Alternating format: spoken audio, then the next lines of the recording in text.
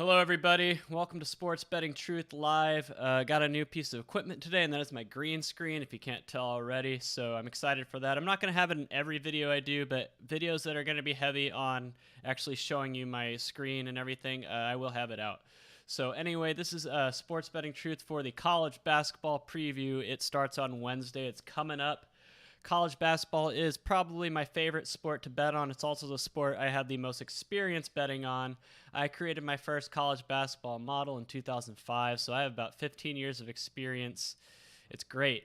And the current college basketball model I have developed, this is going to be technically the fourth year, but the third season I'm using it because I skipped a season because of personal reasons, but it's pretty much followed the same trajectory the past 2 years. So like I said, we got a college basketball season starting on Wednesday. There's a lot of games on Wednesday, but as far as betting is concerned, I'm going to try to walk you all through what I do. So right now I'm going to switch over to my what I call my preview file. So let me open that real quick before I transition over. If I can find it. It's a lot easier doing this stuff with a mouse, by the way. I should buy a USB splitter so I can use my mouse. But, yeah. I know there's a lot going on right now. I know we got Sunday Night Football. We got WWE Survivor Series. But, I wanted to get this video done. So to give everybody a few days to digest and being able to do their own thing. And so I'm not putting this video out at the last minute, right? All right. So I got the file open. Let me transition over. All right, so here is the line chart of the 2 seasons I've run the current iteration of my college basketball model, which is very similar in structure to my college football model. Obviously, it uses different stats, but the way I have it structured and the framework and everything is pretty much identical, only uses different inputs. So, pretty much, so the 2 years I've run it, it's finished profitable both times. I documented it start to finish last season on this channel, so if you want to go back and look at my college basketball videos, you can kind of see the progress. But it's pretty much been the same story for the first 2 months in both years. I started off kind of slow. As you can see, I was in the red. But then December and early January have always been gold mines for me. Like, if you saw me last year, I went on like an absolute tear in early January. After Christmas, all the way up to about January 13th, it was just ridiculous. Same with 3 years ago. I just crushed it. Look at this vertical leap. But then last year around January 15th or so, and then in 2018, it was around the end of January, the bottom fell out, right? So in 3 years ago, it just went, I had such a bad run that I actually lost all 77 units of profit that I had gained up to that point. But I was able to rebound after championship week into the NCAA tournament and finish at about 20 units of profit for the year, So overall, I guess you could say any season you finish up is a success, right? But what could have been, right? So the same thing pretty much happened last year, and I kept telling everybody, just wait, don't, because I was just on a tear. Like, there was one night, I remember I was watching The Bachelor, and Mississippi Valley State, I had them on the money line at like plus 800, and they hadn't won a game all year, but I had them, and they won. And so I just had a crazy night that night, like plus 13 units on that night alone. But then after that, the bottom fell out. But I learned my lessons from 2017, 2018, and that was not to panic and overdo it, right? So 3 years ago, when I started to lose, I really tried to just compensate for it by overfitting the hell out of the model. And it got so complex, I didn't even know what I was doing at some point. And I think I panicked, I overreacted, I did not trust my numbers. So I learned my lesson. What I did last year is, instead of panicking and overfitting, I stayed the course. I made very minor changes and tweaks, but nothing drastic, and stayed the course, trusted my system. Now, I didn't recover. I didn't get back up to the plus 69, I think was my peak last year. I didn't recover to that, but I did steady the ship and limit the bleeding as opposed to 3 years ago, and I finished plus 45 units on the year. I lost about 25 units after the peak, but it was nothing like 3 years ago where I bottomed out. So I learned my lesson. So the question is if I have the same trajectory this year and just do really well up until about, mid-January, early February, and then the bottom falls out. Is there anything you can do to prevent that? Is that just a product of the season, just how things play out, or is it just a coincidence it's happened both years? Well, that's the question that's got to be answered, right?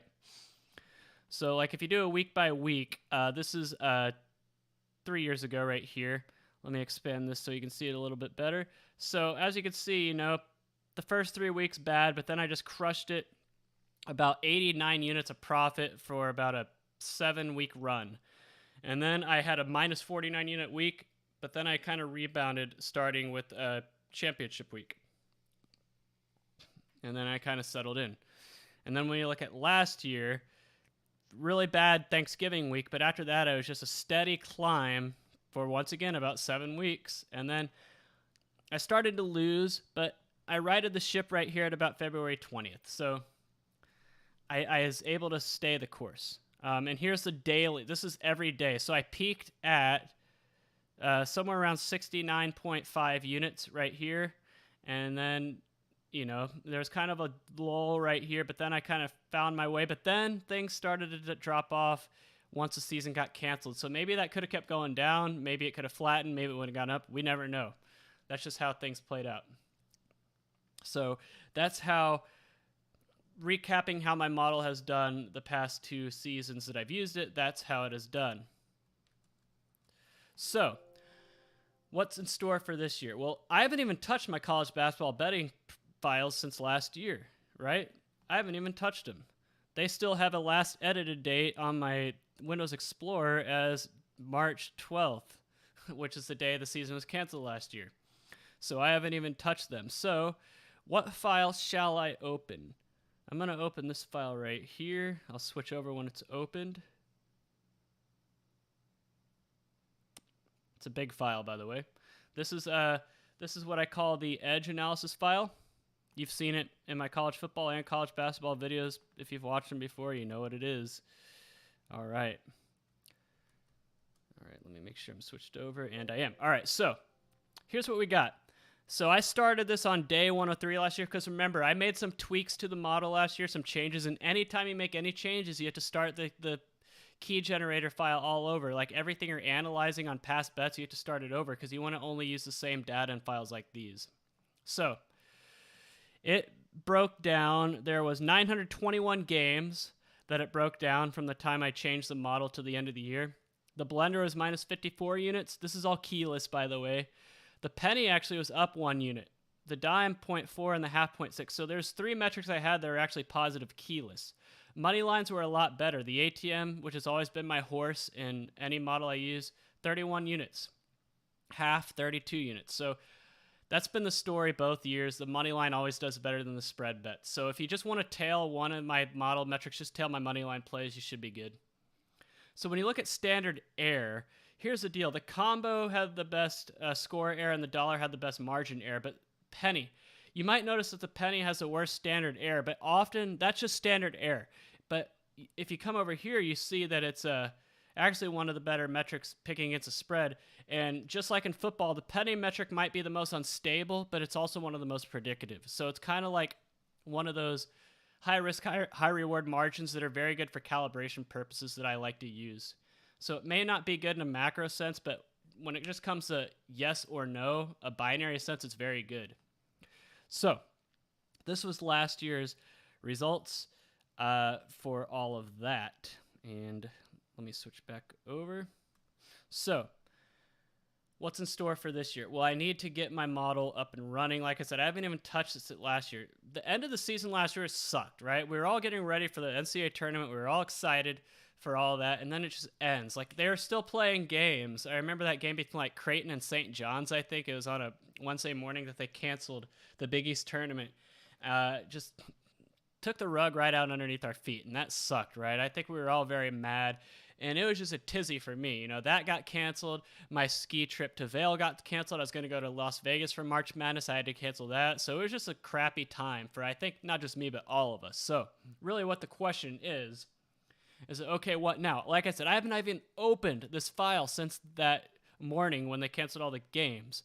So I don't know exactly what I need to do, But here's what I can tell you. I run my models, right? I run my models.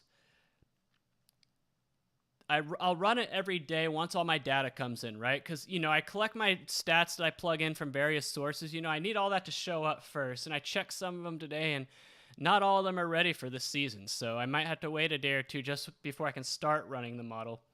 And then from there, I let it collect a couple weeks worth of games before I actually start betting. Because college basketball, you have the luxury of letting teams get enough games under their belt before you can start betting. That's what I do every year. But I usually let it be a couple weeks, and the first bets I place are Thanksgiving week for the Maui Invitational, Battle for Atlantis, and all that. But I'm not going to be able to do that this year. It's going to start a little bit later. A lot more question marks this year, just like football, which sucks, right? A lot more question marks. And then you have teams like the Ivy League that have outright canceled their years. So there's a lot of moving parts already. So the question is it going to be unstable like football? Probably in a lot of ways. Is home advantage going to not be there? Probably. Like I said, in football, last year home advantage was 2.73 points. This year it's only like 1.6. The home advantage this year is almost cut in half. Is that probably going to be the case for college basketball? I would imagine so, especially in the bigger conferences where home courts matter more. So that's another good question. So when we look at, so let's go take a look at our friend KenPom. Let's see what he's doing right now, right? So I'm going to open up his site, and then I'll switch over when it's open, because I think we need to know, like, what is he doing? I haven't even been to his site since last March either. So, all right, here we go. So it looks like he has his preseason ratings up, which is good. And let's see, does he have Ivy League teams in there? Control F. Whoops. I press Alt F. Okay, Ivy. He does have Ivy League teams in there for whatever reason, in case maybe they change their mind and decide not to cancel their season. I don't know. But yeah, it looks like he has his model ready to go, which is good. So let's see if he has any blog posts up. No, that's his last one was September 22nd. Good post to read, by the way, if you like reading stuff like that. But yeah, so KenPom looks like he's ready to go. And that's great. That means at least someone is in tune with what's going on. But gosh, it's so many question marks, just like college football, like crowds. I think crowds in college basketball, especially in the bigger conferences that can actually fill their arenas, it's very important. Very important. And are they going to be playing in front of empty arenas or half empty arenas or quarter filled arenas? I got an email from Kansas Athletics. They said that they're going to only have cardboard cutouts, which I think is absolutely stupid. Anyone who pays, I think they're charging $62 for their cardboard cutouts, but I think even paying $1 for a cardboard cutout is absolutely stupid. But that's not here nor there. But I think that's the biggest question mark is home advantage.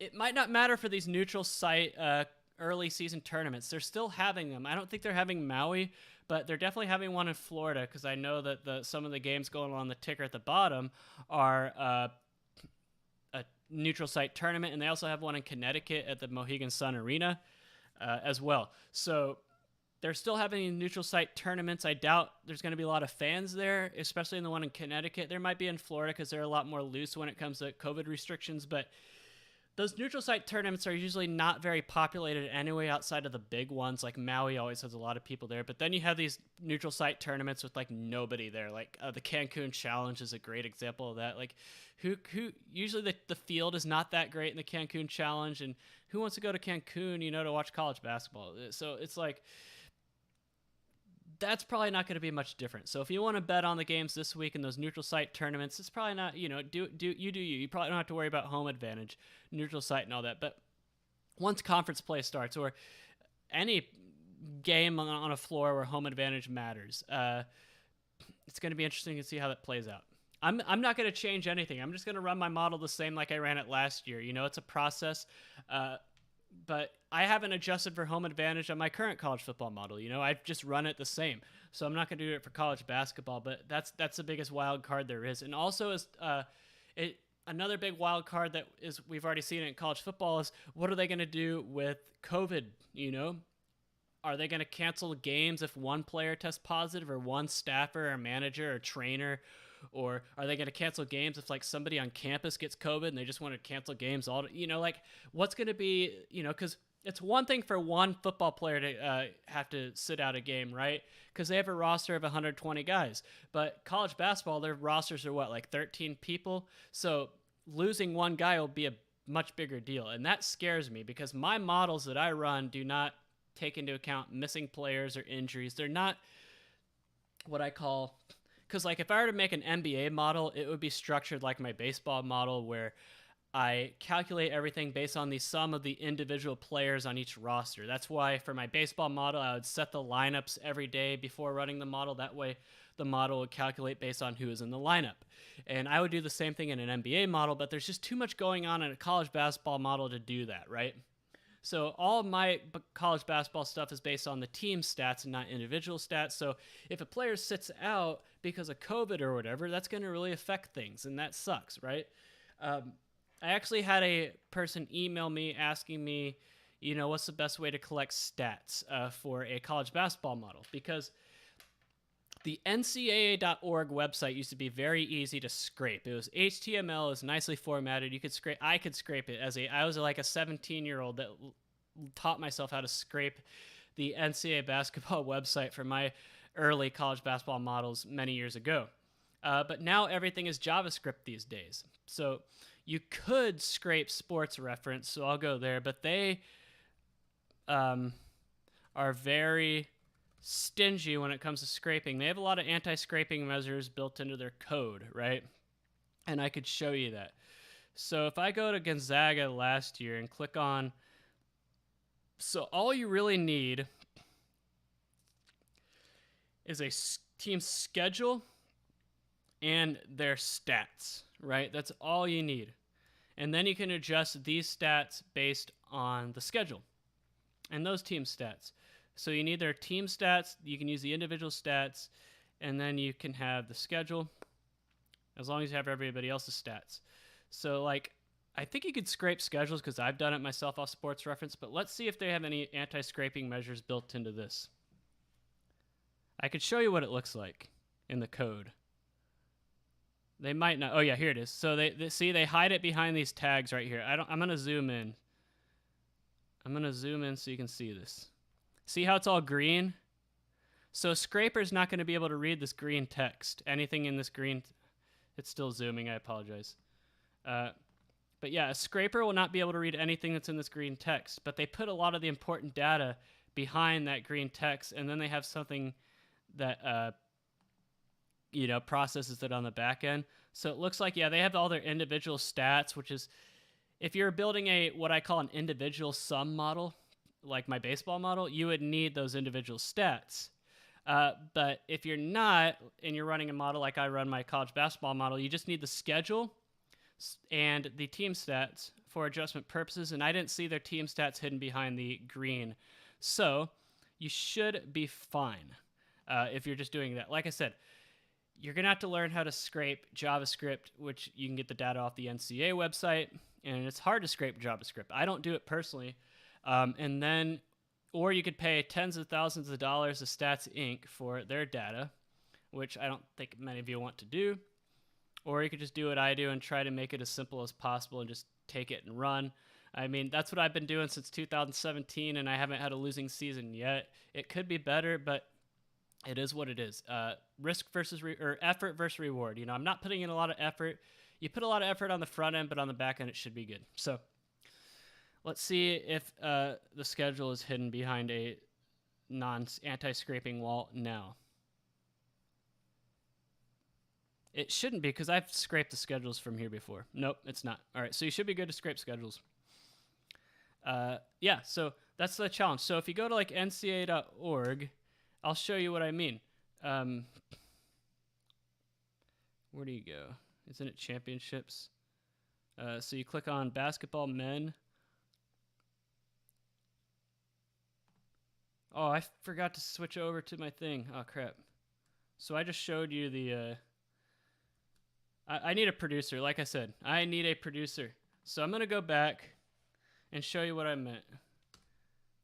I thought I had switched over. I apologize, guys. So I'm going to go to Sports Reference, and show you what I mean. So if I click on Gonzaga's page, so their schedule, you can scrape the schedule, and you need the schedule for any model, really. Oops. So if I go back, I'll show you what I mean. So this is last season, Gonzaga. So you could build a... Gosh, dang it. I just want this. Polls, roster and stats. That's what I want. Okay, where are all the stats at? It doesn't want... Oh, that's because it's this season. All right. Okay, so like all these stats right here are hidden behind a anti-scraping measure, but you should be able to scrape the team stats as they are and then adjust them. So let me show you what I mean. I really apologize, guys, for, like I said, I need a producer. So all this stuff in green right here,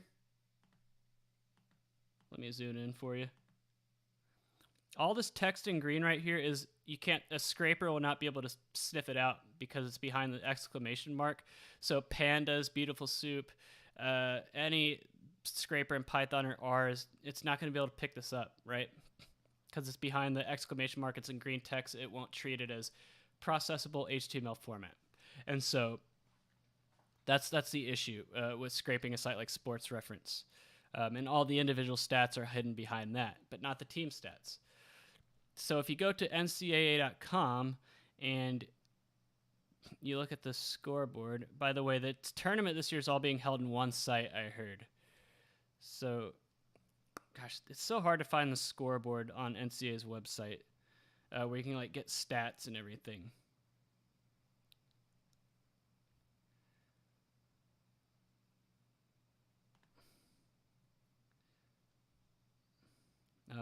Here we go, stats. Men's basketball. And so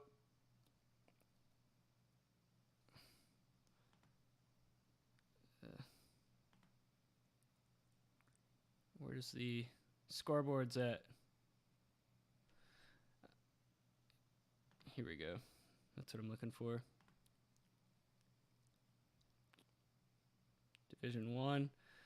So if you could scrape JavaScript, then you might be able to get stats out of here. So where's Gonzaga?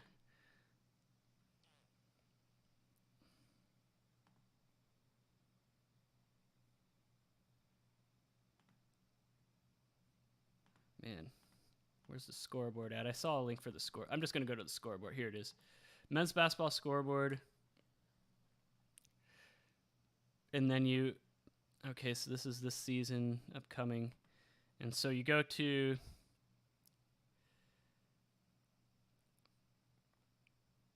Man, how do I change the date? Okay. I guess I'll just use the last day of games that were played. No, it was the 11th, right? Okay, so Miami and Clemson, right? If you could learn how to scrape, like all this right here is JavaScript, right? If you go to view page source, you're not going to see anything. This is all JSON. So if you could scrape JavaScript, actually, this is not JavaScript. This is HTML. You could scrape this. Yeah. Wow. I swear, I looked at it a couple weeks ago when some guy emailed me asking how I did my college basketball stuff, and it was JSON, JavaScript. This looks like, yeah, that is HTML. You could scrape that. If you could create like a loop to cycle through the scoreboard right here. Like I said, it's a lot of work. It's a lot of work to build a scraper to scrape these box scores every day. But if you wanted to create a model that used individual stats to calculate everything, and that way you could plug and play anyone who gets, has to sit out or is hurt or is out for the year, anything like that, you could do it if you want to put in the effort to build a scraper for this. But like I said, I thought it was JavaScript. But it is not JavaScript. Yeah, you could definitely scrape this if you wanted to. So, wow. Awesome. Yeah, that's good news for all of you. HTML is a lot easier to scrape than JavaScript, I'll tell you that. Awesome. So, that is the NCAA website. So, that's kind of how college basketball models work. in a nutshell. There's a lot of different ways you could go. My model is what you call a linear regression model. That's what the blender is. So the blender, if you see my models, the blender is a straight linear regression. Straight linear regression. That's the ATM, penny, all that is what I call a hybrid. I don't know what I'd call it, but if I went into too much detail, that would kind of give away the secret of the method behind the madness for all of that. And I don't want to give that away because I think it's kind of like outside the box thinking, proprietary information that I don't want to give away. But it operates similar to a linear regression, but with a little bit more flexibility, I guess. That's what those are. And that's how I run my models. But the downside of that, you can't really do any Monte Carlo runs or anything like that. But you could easily build a Monte Carlo model in college basketball if you were able to get all the individual box score data, individual player statistics and all that. You could. I built a Monte Carlo NBA model in the 2016-2017 season for basketball. It's actually one of the easier sports to do a Monte Carlo model run for. There's some snags that I hit, things you don't think about until you actually run the model, and you're like, oh, wait, I should have done that. Like, I think one of them was, like free throws and all that. But anyway, like, you could easily do a Monte Carlo simulation for basketball. It would be a lot harder in college basketball, but it's not impossible. So there's a website called Bart Torvik. And he claims, let me switch over. Let me just make sure it switched. Okay. He claims that he gets all of his, wow, he has Texas as number 1 in his preseason. Wow, that's crazy. I'm going to have to investigate that. Did they not lose anybody from last year? Yeah. I mean, it is what it is. That's what is KenPom? He has it at 9, so yeah, they have expectations. But Bart Torvik is basically a free KenPom that doesn't hide behind a paywall. And like I said, I've always said that I think the main reason KenPom went to a paywall is because he is when the NCAA switched over for a very easy formatable HTML format for all their box scores. They switched over to JSON, and he just didn't want to learn to scrape JavaScript at that point. So he started charging. This is a theory, by the way. It's not, it's not confirmed, but I think he started charging people for KenPom because he just wanted to download the stats from Stats Inc. and have to pay for that instead of scrape. But anyway, this is Bart Torvik, and he claims he gets his stats directly from the NCAA, and I think it's in his FAQ. Well, no, it's not. It's not there. FAQ. Gosh. Data. Okay, yeah, data. I don't know, but he says he gets the stats straight from the NCAA, and this guy, Bart Torvik, is probably a lot better of a programmer than most of us, because look at his awesome site, right? So, maybe. Anyway, let's get to talking about the season itself. That's kind of it for, the betting sides of things, so I can look at your questions and maybe talk about the season itself now.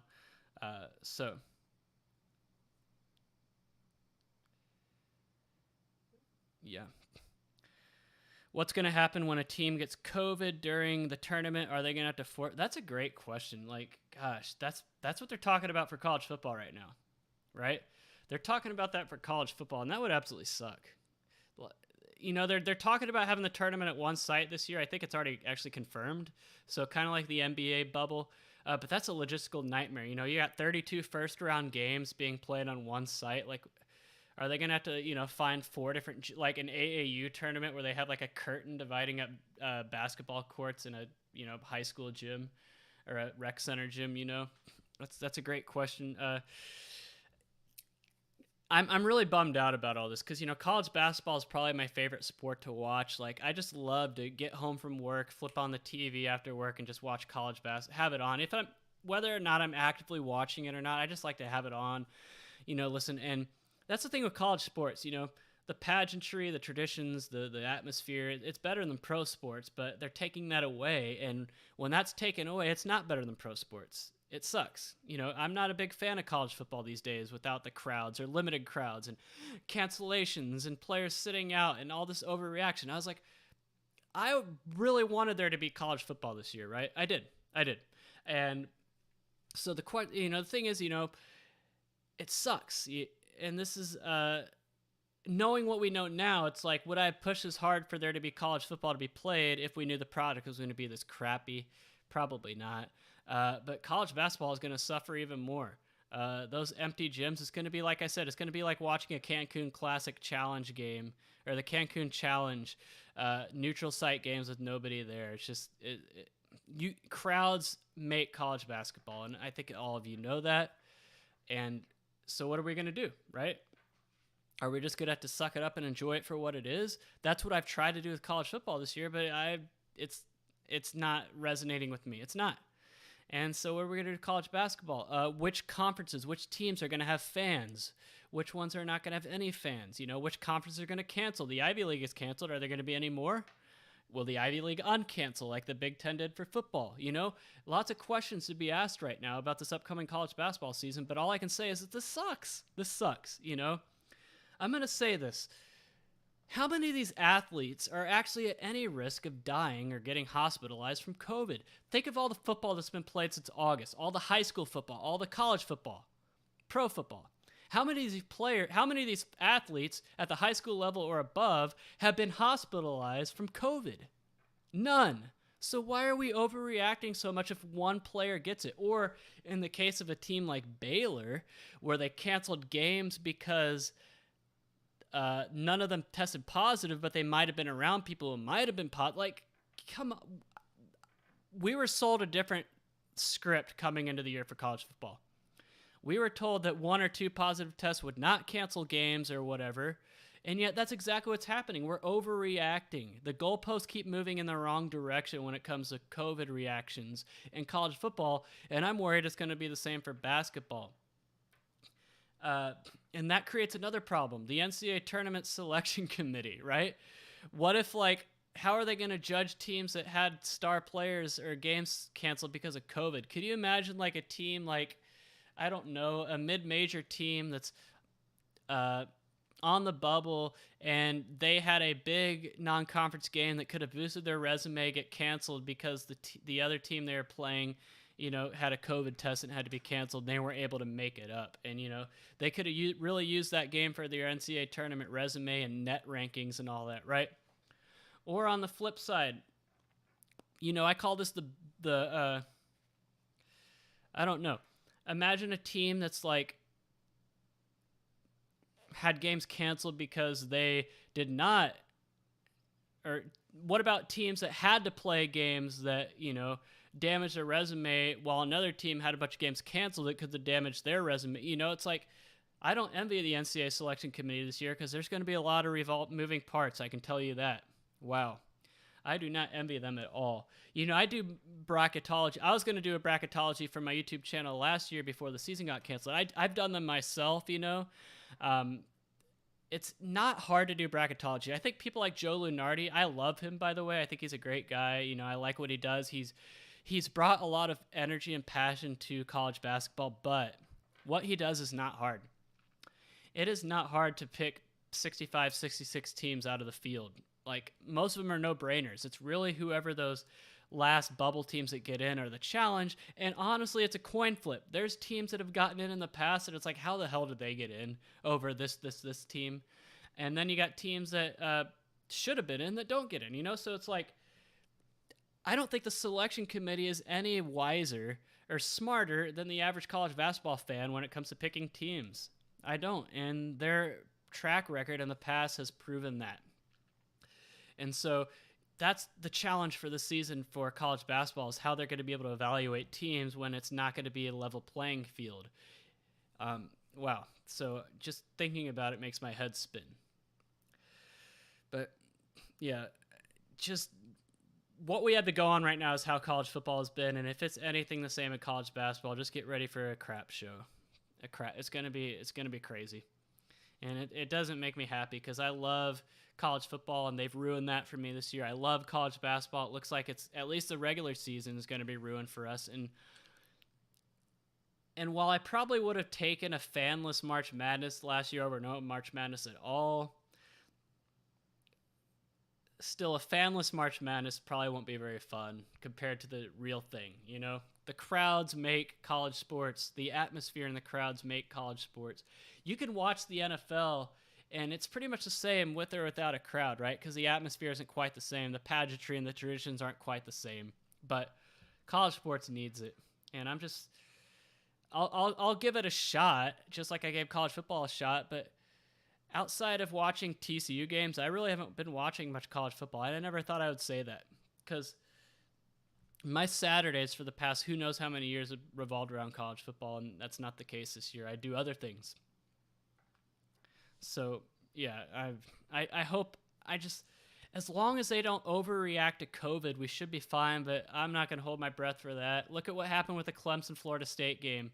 Like, one player may have tested positive and they cancel it. Like, okay, you still have like 100, and there's still no, like, I'm not going to get into a COVID debate, but have they ever even proven that there's asymptomatic spread? Like, so yeah, there might be asymptomatic people, right, on the teams, but like, does that mean they can spread it? I just tired of the overreaction. I really am. Let 18 to 22-year-olds live their lives. And I know what people are going to say. They're going to be like, oh, but there's coaches and staff that are old and at risk. I'm like, if that's the case, then, don't, what's more important to you?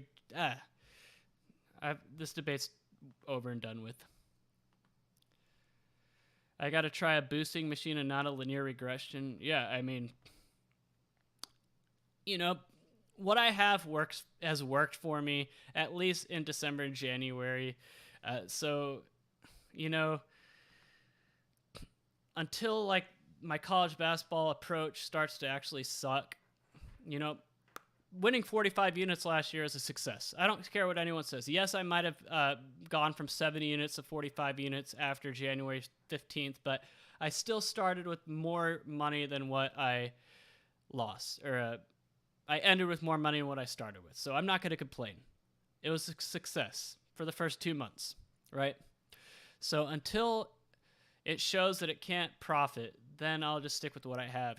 What I like about the way I run my college basketball model right now is the simplicity. It's still a process. I still spend about 30 to 45 minutes every single morning during the season having to do the day-to-day operations of it, but it's simple. There's not a lot of moving parts in it, and I like that. The simpler, the better. If you can build I would rather have a simple model that gives me a 5% ROI than a very complex model that's a house of cards pretty much that gives me a 15% ROI, right? Just because if something goes wrong, you don't have a lot to have to compensate for. But yeah, like I said, I'm doing my best to look forward to this college basketball season. I am. I love college basketball, but not like this. It's like I love college football, but not the way that it's been done. It's not college football. Whatever they've been putting out the past 2 or 3 months is not college football. It's not. And college basketball is probably going to be the same. So the question is, which state governor is going to finally be the one to say, you know what, enough. If people want to go to games, let them go. If people are afraid of getting COVID, then they can stay home. Otherwise, they can go out and go to games, go to sporting events. I think that state's going to be Florida. I think that state's either going to be Florida or Texas, or you have wild cards. You have a lot of these states out there like South Dakota, North Dakota, that might not have football programs right now, but they are going to have basketball games, and they have decent, like South Dakota State and North Dakota State, their basketball programs, they have decent followings. South Dakota University of South Dakota, they have like a brand new arena they opened a few years ago that's really nice, and South Dakota's a state with hardly any restrictions right now. Are they going to limit crowd sizes for their games? They're having games at the Sanford Pentagon on Wednesday. St. Mary's in Memphis is one, and I forgot the other one, but is there any restrictions on the crowd? Let's look that up. Sanford Pentagon. Whatever games are going on. That's in Sioux Falls, South Dakota, by the way. Sanford Pentagon college basketball. I'm looking it up right now. Let me switch over for you guys. All right, so elite field of college basketball teams to compete at Sanford Pentagon. At the Bad Boy Mowers Crossover Classic, November 25th to 27th. So there's a limited amount of tickets for each game, and masks are required for all spectators. So it looks like, yeah. if South Dakota is not going to be fully open, no state will be. So, wow. You know what? Like I said, who's going to be the first governor out there to say, you know what, to hell with it. Let's just, no restrictions on crowds. If people want to go, let them go. If people are afraid, then they can take personal measures to stay home and limit their exposure, right? Who's going to be the first governor? Will it happen this season? I don't know. But as a wrestling fan, Survivor Series is going on right now, by the way. I apologize if you wanted to watch that and you're watching me instead. But as a wrestling fan, they've been saying that WrestleMania is going to be in Tampa this April, and it's going to have a full crowd. I don't know if that's just a rumor, if it's true, but Vince McMahon needs WrestleMania. WWE needs WrestleMania revenue for their, overall budget. And I think Florida would be a state that will go along with it. Here's the question. Who's going to be the first state to reopen fully and let there be full crowds? Ay. They're ruining what we enjoy, guys. They're ruining what we enjoy. But my microphone randomly cuts off. Is anybody else seeing that? I mean, I don't think what I'm ranting about is right wing. I just, I like I said, they're 18 to 22-year-olds have no risk of dying from this thing or being hot. Like I said, Rich Hinton, if you're calling this a right wing overreaction rant, I would say that the overreactors are the people overreacting to COVID because, like I said, so high school football, college football, NFL, how many of these football players have been hospitalized from COVID? Yeah, like none. Trust me, if there was one, we would have heard about it 24/7 on ESPN and everything, and we haven't because these players are at no risk. So I think the overreactions are actually the people, overreacting to COVID, and not people like me who are calling out the overreactions. But anyway, Peter Hoffman, good job learning to scrape Python. That's very important for building models. Yeah, I agree, Jay Boat. How important advantage college basketball, especially in the big conferences. So when I ran a more modular college basketball model, I don't anymore, but when I ran like a plug-and-play college basketball model, I actually calculated home advantage by conference, right? The average home advantage for that conference. Because obviously a home advantage in the Big Ten, where pretty much every team fills their arena, is going to be different than home advantage in the SWAC, where hardly anybody shows up, right? So I calculated by conference, but either way, home advantage is, it's everything in college basketball, really. Like, what other sport will you see a team win by 25 at home and then in the return game lose by 25 on the road, right? That happens all the time in college basketball in the home and homes. It does. But what made me get into this high level sports betting? Well, it's funny you ask that because it's college basketball. I used to be a big, I loved college basketball when I was a kid, right?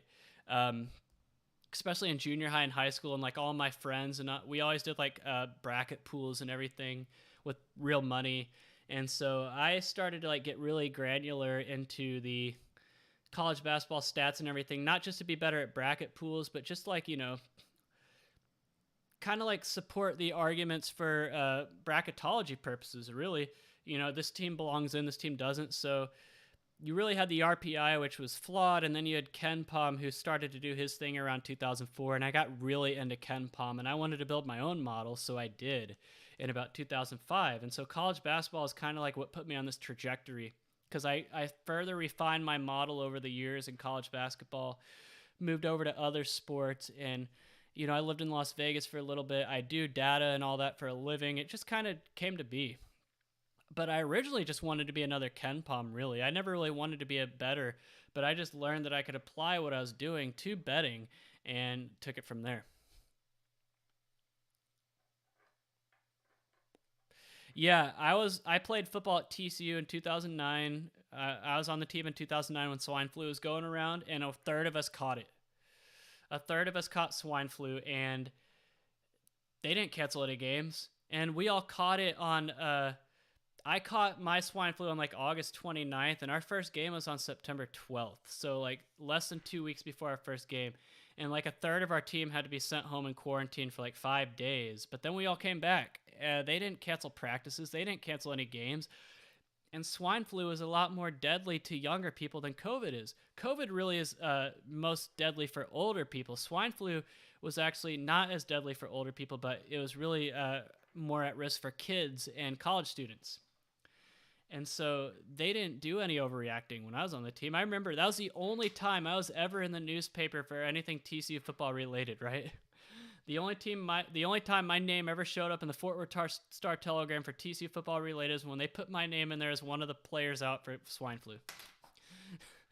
I should have kept a copy of it and framed it. But anyway, yeah, I mean, a lot of our star players as well, and we just kept rolling without it. And it was a good thing we didn't have a game on September 5th. We actually had a week 1 bye that year, but even then, we all came back, and we're fine. So yeah, I'm just not a fan of all this. I'm not. And I say this from a sport, if you're a sports fan, you should want to be able to enjoy your sport that you enjoy to the fullest extent. And all this COVID stuff is taking away from our enjoyment. So if it's taking away from your enjoyment, you have to take a look and say, is all this really worth it?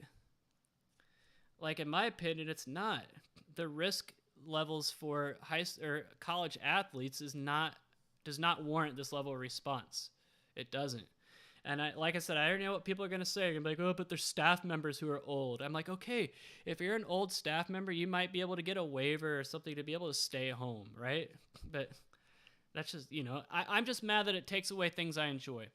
Like I said, college football Saturdays are one of my most favorite things.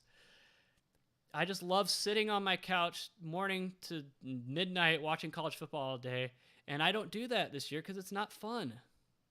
So, like I said, it's just taking away stuff we enjoy. Any advice? Hold on, I'm trying to. Where's the chat picking up off of? Candy, I think you make a good point there. There are many risk factors that contribute to COVID deaths. Not a lot of people are dying from COVID only. A lot of it is you had health problems already, and then you got COVID, and that kind of finished you off. And you're right, obesity is one of them. It's somebody at the store got onto me because my mask wasn't all the way covering my nose, and the person was very overweight in a scooter, and it was just ironic, Anyway, what book am I using? So I'm using a local these days. I was using 5 Dimes for the past however many years, and I'm an American guy, and they cut that off. And that's also where I got my lines from, so I'm gonna have to redo my line scraper for college basketball. But I use a local, and I think he gets his lines from Heritage or Pinnacle, one of the two. He just copies them. Whatever Pinnacle or Heritage is showing is what his lines are. Any advice for getting a job in data analysis? Well, that's a good question, because I didn't go to school for anything data related. I went to school for broadcast journalism, guys. That's what I went to school for. And then I had a double major in business. So I actually taught myself how to do all this. I taught myself. When I was in junior high and high school and all my friends were playing video games and stuff in their free time, I was learning how to do things, HTML, JavaScript, Visual Basic, all of that. And so I kind of taught myself how to do all that over time. I taught myself how to do R and Python and all that. So if you haven't gone to college yet, I highly recommend you major in something data science or computer science related. Highly recommended, and here's why. I might have taught all myself how to do this, but what I lack is a good structural foundation of my skills. I don't have that foundation. Everything I have is kind of self-taught. That's one thing I wish I had, is a foundation of programming and computer science and data science skills. That's what I lack. And I think that's a big deal. So if you haven't gone to school yet, I highly recommend you major in one of those things. If you have already gone to school, there's a lot of different things you can do. You can self-teach, but I've also done some online courses as well. I think Data Camp is very good, but you can also do these what they call data science boot camps at colleges, but I think they might be too expensive. I think online courses like Data Camp are great for what they are, and then it's just practice, practice, practice. It's not something you get good at overnight. It takes a lot of practice. So I personally prefer R over Python, but Python is a lot more useful. So if you're wanting to sign up for Data Camp courses and stuff, I would probably pick Python over R because it can do more, but I'm just better at R myself. So that's why I use it, because I mostly use R for my job, and so I'm in R a lot for work. But if you're not tied to either one, I would pick Python. And trust me, data science jobs are in high demand these days. So even if you don't have like the education, if you can prove to an employer that you can just get the job done, even if you just learned all your skills on data camp and taught yourself and everything, they won't care as long as you can get, at least me, like if I'm hiring for the position, I don't care if you went to Harvard or a community college. If you can get the job done, that's it. Have I looked at the futures board for this year? Anything interest you? I haven't looked at the futures board, but like I said, we went to the Bart Torvik website and saw Texas is number 1, and then they're number 9 at KenPom. So like, the problem I have with futures, especially for college basketball futures, because all you're really going to see is odds to win the NCAA championship. The problem I have with those is that it's mostly influenced by big fan bases placing bets on their teams.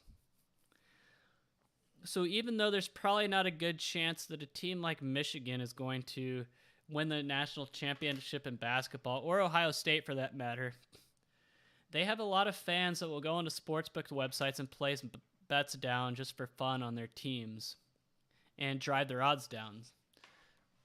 But I'm not a big fan of futures, because in order to be really good at betting futures in college basketball, especially to win the title at the beginning of the year, you're going to need a model to like simulate the entire season.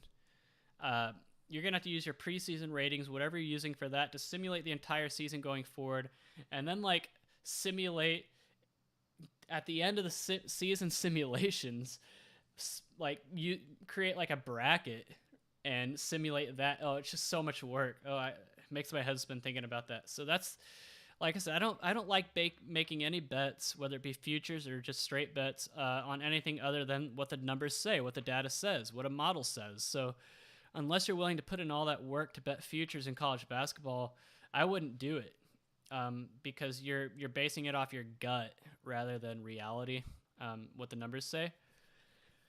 I'm sure there's some ways you could do it. You could probably like what you could do is you could, instead of simulating the season, you could like take the top, the teams with the realistic chances of winning the NCAA title, and like do like a round robin between all those teams, head to head in your models, and then like rank them based on like who had the best winning percentage amongst everybody else.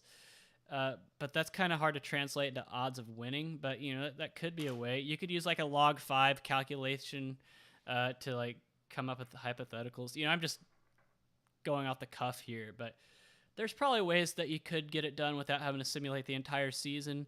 But either way, it takes a lot of work. But just for the fun of it, let's look at what the NCAA basketball futures are at right now. NCAA basketball futures to win 2021 title, right? All right, let me switch over. Can you see this? This is CBS Sports. So we got Villanova, Duke, and Gonzaga all at 10-1. So let's go down the list. Like, where's the cutoff? And by cutoff, I mean, shut up. At what point do we start to get into teams that probably don't have a realistic chance of winning this? And I would probably say the cutoff is,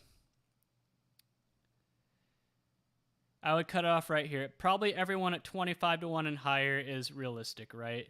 Unless a team comes out of nowhere, but it's probably going to come from one of these. So we got 1, 2, 3, 4, 5, 6, 7, 8, 9, 10, 11, 12, 13. We have 14 teams that I think have a realistic shot at winning this. And this isn't model based, but just eyeballing it. And like I say, never bet based off the eyeball test. If I were to pick a team or two out of this group, like I think these 25-1s are all very unrealistic. But they're realistic enough to include them. But it would take, it would be pretty surprising if they did pull it off. That's the thing. This season's going to be a lot like last season, that there's no clear like front runner or two coming into the year. You have teams that are better than the rest, but there's no like well-defined front runner like we've had in the past. Remember last year was like a revolving door at the top, and that's another thing we missed out on the NCAA tournament last year, is how chaotic it could have been, because there's no defined, top level team.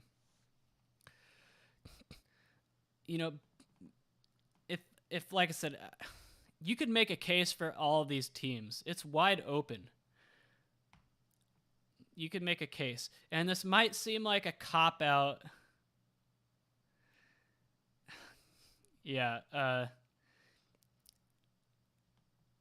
Like, how does Michigan State play without Cassius Winston?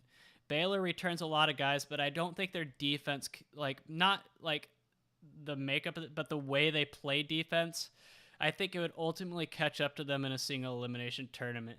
They run the 2-3 zone like Jim Boeheim does at Syracuse, and I don't know. You run into a team that could shoot, and you're done, right? Kentucky and Kansas, I think, are there because of their reputations.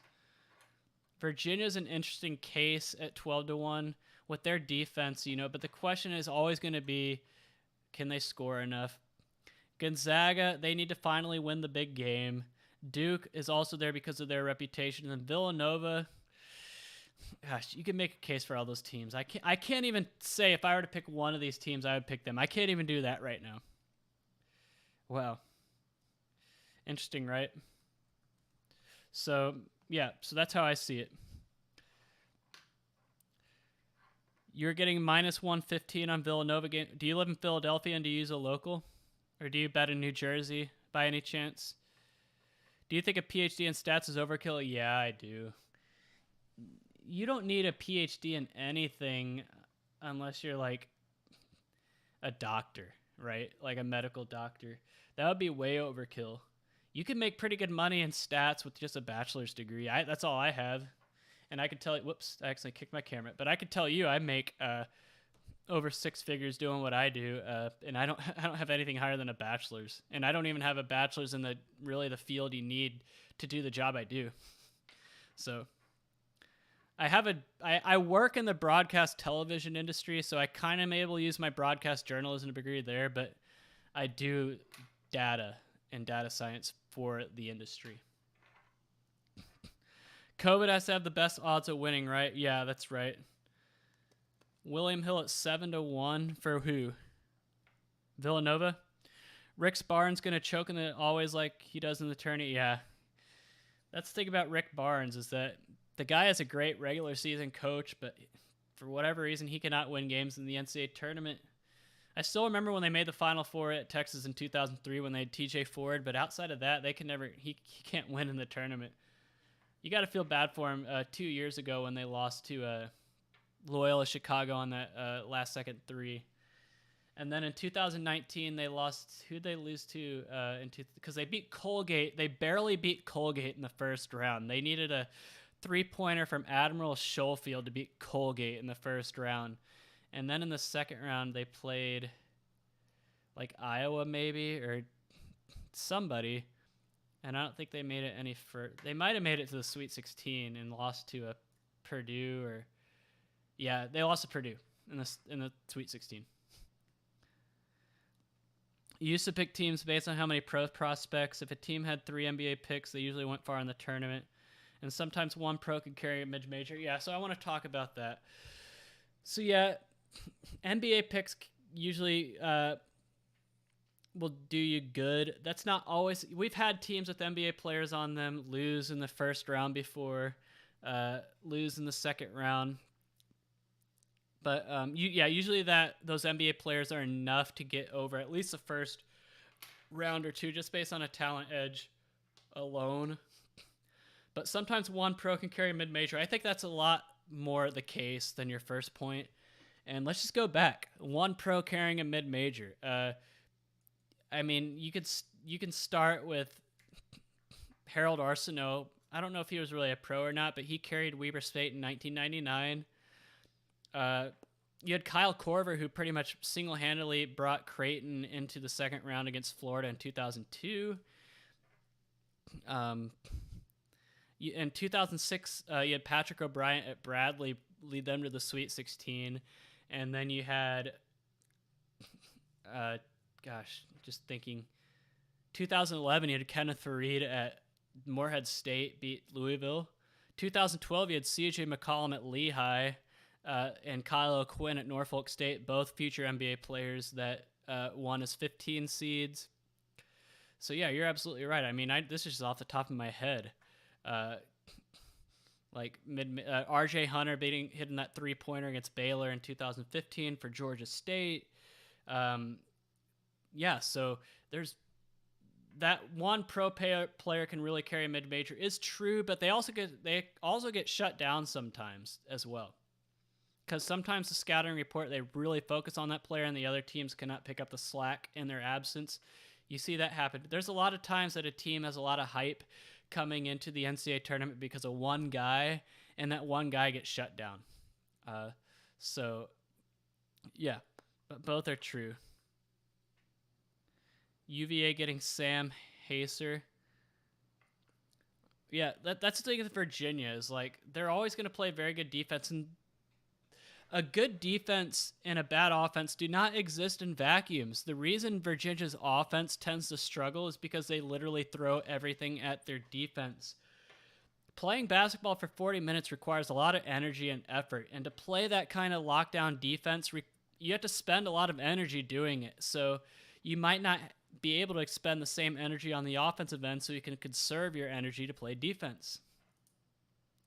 Like I said, these things don't exist in a vacuum, so that's why they play their slowdown style on offense, is so they can rest.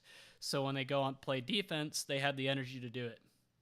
These things don't exist in a vacuum. It's the same thing with teams that play really fast on offense and high energy on offense. They tend to struggle defensively because, they don't have they can't people are not robots. Basketball players are not robots. They cannot expend energy 24/7 on the floor. You have to conserve it and pace yourself. So you usually have to pick your poison. So that's why I've always said the best way to win in college basketball is to play lockdown defense and a slow down offense on basketball that can just wear teams down and is really efficient. Texas Tech did that very well in the tournament 2 years ago. They played very good defense, and they were efficient enough offensively to the point where they could frustrate the other team and make some BS shots on offense, which is what they did. Not taking anything away from Texas Tech 2 years ago, but a lot of their success in the tournament that year is because they made some BS shots that would have just demoralized any team. Like, end of the shot clock, well defended, thrown up Hail Mary heaves that went in, and that happened multiple times in the tournament for Texas Tech. That absolutely just deflated the other team. Like, who could, the team, I don't blame them because they're going to frustrate you on defense and then they're hitting miracle shots on offense. Like, how can you beat that? But yeah, I think that's the best way to do it. Yeah, Kawhi Leonard was good at San Diego State. I saw him play in person when they played TCU. And the thing about that San Diego State team is that it wasn't all Kawhi Leonard. They were good top to bottom. They're a good complete team. They just ran into that UConn team that year, Kemba Walker in the tournament that knocked him out. Otherwise, I think they could have gone to the Final Four. Yeah, that's the thing of those UConn teams of destiny in 2011 and 2014. With their BS runs because of one player. Fred VanVleet, Wichita State. Well, that Wichita State team that made the Final Four, they were like a sum of parts, just like George Mason. That's the thing. Those mid-major teams that made it to the Final Four, like George Mason in 2006, and then VCU in 2011, and then Wichita State in 2013, those teams, and even the Butler teams, I didn't consider those Butler teams that made the Final Four true mid-majors because they were like kind of like Gonzaga-type teams. They didn't come out of nowhere. But those teams were all more like the sum of their parts rather than one player. Like, that one player can lead you to a first-round upset, but they cannot carry you throughout the tournament. You need a complete team to make it far. And that's what that George Mason team was. They played very well together. They didn't have any one individual good player. And that's the thing. So those Wichita State teams that actually had good individual players did not make it as far as that 2013 team did that had, that were more of like just a good team effort team. And that's kind of the thing is like these teams like Wichita State, right? They get better players. They get better players, yet they don't have the same turn. Same with Gonzaga. Before Gonzaga made the Final Four in 2017, they had not made it far. The furthest they had made it in the tournament was 1999. That year that put them on the map with Dan Monson and Josh Fram and Richie Fram and whatever the names were, right? Gonzaga made the Elite Eight in 1999, and that put them on the map. And then they did not make it that far again until 2015, even when they lost to Duke in the Elite Eight. And they didn't finally get over that Elite Eight hump until 2017. And it's weird. Gonzaga got better and better players after that Elite Eight run in 1999, yet they could not replicate the same tournament success. Because it's not always about the individual players. In college basketball, an individual player could carry you, but you ultimately need a complete team. The only time I've ever really seen an individual player carry a team to a title, I guess, would be Syracuse in 2003 with Carmelo Anthony, but they still had Akeem Warwick and McNamara and some other good players too. And I guess you could say Kemba Walker in 2011 for UConn. But if you look at all the other champions, it's more of like these teams are just very good teams, right? And so I guess you could say the same. Sorry for being selfish here, but I'm going to say the same thing about TCU football. We're getting better recruiting classes every year, yet our on-field performance is getting worse. The sum of the whole is always better than the individual parts. Let's just put it, especially in college sports. Yeah, Steph Curry carrying Davidson. He carried them to the Elite Eight in 2008. He did. But what happened the next year? He did not go to the NBA after 2008. He came back for his junior year at Davidson, and they didn't even make the tournament. They didn't even make the tournament, even though they brought back pretty much that entire team that made the Elite Eight. It's because, I guess, teams figured them out, I guess. But they lost in the Southern Conference tournament to UT Chattanooga in the semifinal and they went to the NIT, even though they had Steph Curry a year wiser, a year more experience, and his supporting cast, Will Archambault, Boris Meno, the guys on those Davidson teams, they were all back. They didn't lose very much from 2008. So maybe the hype got to their heads. That's another. Handling success in college sports is another thing. You got to learn how to handle success. If you're having everybody telling you how great you are, how awesome you are, it can get to your head and you might not work as hard. You might think you haven't made. I think that's why, I speak this from a college football standpoint, but I think that's why we lost the Fiesta Bowl in 2009 to Boise State. I was on that team. We went undefeated. We had everyone telling us how great we were, how awesome we were, and we were playing a team we had beat the year before in a bowl game, and we didn't respect them. So what do? We come out and play our worst game of the year and lose on national television to Boise State in the Fiesta Bowl. We could not handle success. Handling success is a very big part of college sports, and if you can't do it, you're going to become worse than what you are, even if you return everybody, even if everybody comes back. Look at Colgate last year. I'm going to use them as an example. Colgate, yes, the university, the basketball team. They went to the NCAA tournament in 2019. They played Tennessee in the first round as a 15 seed and fought them till the very end. They lost on a pretty heartbreaking, well-defended three-pointer to put the game out of reach. But they returned everybody from that team last year. Everybody. And they won the regular season in the Patriot League. But what do they do on the last day of the season before the season was canceled? They lost on their home floor to Boston University in the Patriot League final. Even though they returned everybody the year before. And another thing about that Tennessee game in the NCAA tournament is that they were missing that their best player had an eye infection and couldn't see. So he was back, and they still almost beat Tennessee. So they couldn't handle their success. You got to learn to handle success in college sports. It's easier to handle failure than it is success. Trust me on that one.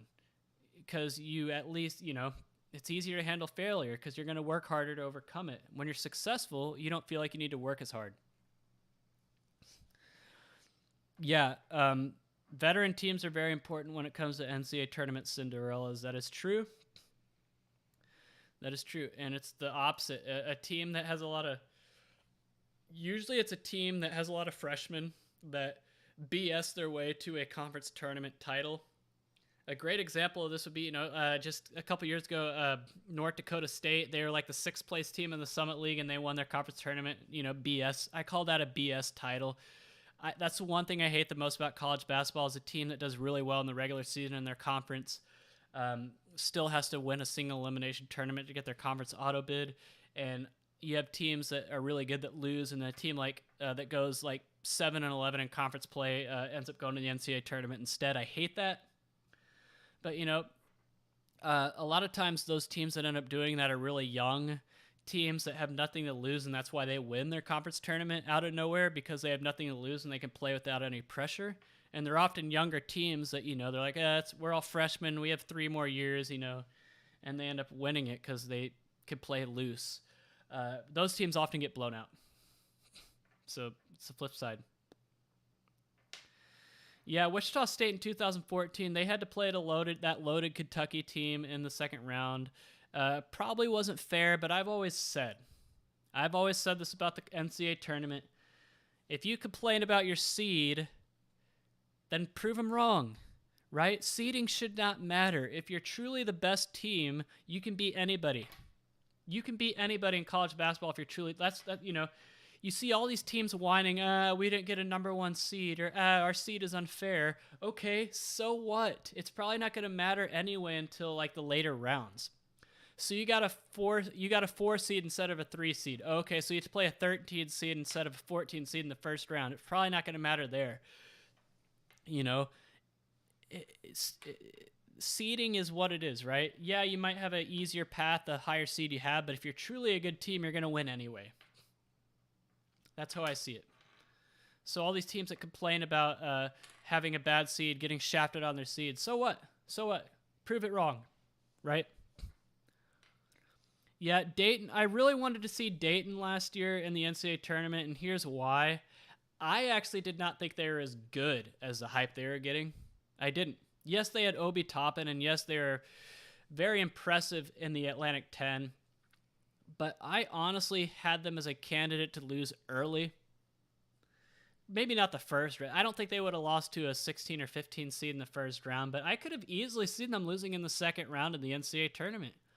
And I wanted to see Dayton in there just to see if they could prove me wrong, because that was my hunch. I have a good knack for those mid-major teams that get seeded high, how well they could do in the tournament. And I just had a feeling they weren't going to be that team that could make a run. And I was honestly interested to see because everyone remember Wofford and Buffalo in 2019. They got like 6 seeds, and their fan bases are so mad because they thought they should have been better. And I was like, I guarantee you they're not going to make it to the Sweet 16. I actually had side bets that I made on websites with people. I had bets going with Wofford fans and Buffalo fans, and even not fans of those teams, just people who thought I was wrong, saying that neither of those teams are going to make it to the Sweet 16. I guarantee it. And I was right. They won their first round games against teams that shouldn't have been in the tournament to begin with. They got very favorable draws in the first round. But then Wofford, they played Kentucky pretty close.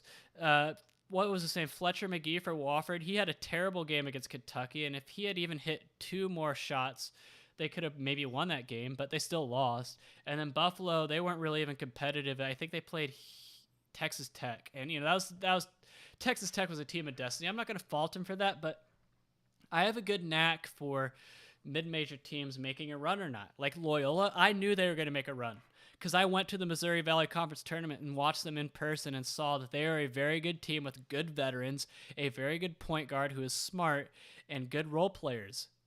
I knew they were going to make a run. It did not surprise me at all they made the Final Four. I saw them in person at Arch Madness.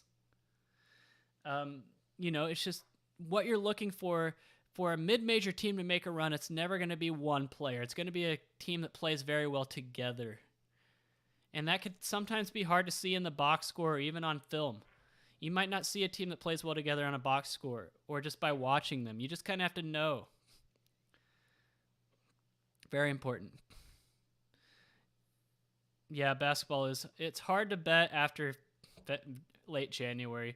So you ran a sim and had them out versus Colorado in the second round. Yeah, I just had the feeling, I have a good sixth sense when it comes to that, and I was not buying the Dayton hype. Wasn't there San Diego State? Like, I lived in San Diego, and you could not get a ticket to Viejas Arena to see them play. They are sold out every game, and the secondhand market tickets were hundreds of dollars. But I knew they weren't that good. I knew San Diego State wasn't that good, and they lost to UNLV at home, and that UNLV team was not that good. They had issues. That San Diego State team had issues, and that they were probably going to be a 2 seed. Remember they lost to Utah State in the Mountain West Final as well? The higher the seed, the worse for a team like that. Usually the teams that make runs are like in the 5 to 6 to 7, 8, 9, 10, 11 range. They're usually not in the 1, 2, 3, 4 range. It's just how it is with those mid-majors, because they're kind of harder to sneak up on. How do I bet during the tournament? That's a great question. I had so much videos. Like, if you watched my channel last March, you saw me uploading videos for every conference tournament. I probably shouldn't have done that. It was a lot more work than I thought it would be, but I had already started and I had to finish it, I won't do that again next year, by the way, but I was going to do like just a blowout of NCAA tournament betting videos. It was going to be crazy. And, the tournament got canceled, but I usually do straight bets. I don't do bracket pools. I don't. Here's why. Because I like to watch the tournament for what it is. I like to just enjoy it from a fan's perspective rather than rooting for my bracket. And usually those two are odds because I almost always root for the upsets in the first round. And some people might be like, well, you can get the best of both worlds. The upset happens, you're happy. But if your chalk pick wins in the bracket, you're happy too. So you're right. But it's hard to get into when you have a bracket. And I always pull for the first round upsets. I'm sorry, guys. That's just what I do. Same with betting. The only bets I place are teams I'd root for as a fan as well. I will not bet against my rooting interest because I was a fan of March Madness long before I started betting. And that's how it's always been. I always pull for the 16 seeds and the 15 seeds. Like the first video I uploaded this YouTube channel before I even had Sports Betting Truth was I actually would set up a video camera and film my reaction to the games as they were happening. I would do this every year, and I still have tapes. I think I even uploaded my reaction videos for like past years, but I still have tapes, and I was always doing that so I could finally get like my reaction to those big wins, and so I got my reaction start to finish for the UMBC upset in 2018. So I will not bet on a game that I'm not already rooting for in the NCAA tournament. Generally for the first round. Once the later rounds come out and all the underdogs are out, I start to actually root for like, I won't root for the upset then, I might root for chalk. But, I like the upsets in the early rounds, and in the later rounds, I like the Goliath versus Goliath matchups. That's kind of how I do the NCAA tournament. I like the Final Four to be like the best teams. I don't mind the George Masons and everything. I enjoy that, but I'm not going to complain if it's like the 4 best teams. Texas Tech defense, well coached. And that's what made them so frustrating that year, was that they played really good defense and then they hit the garbage shots.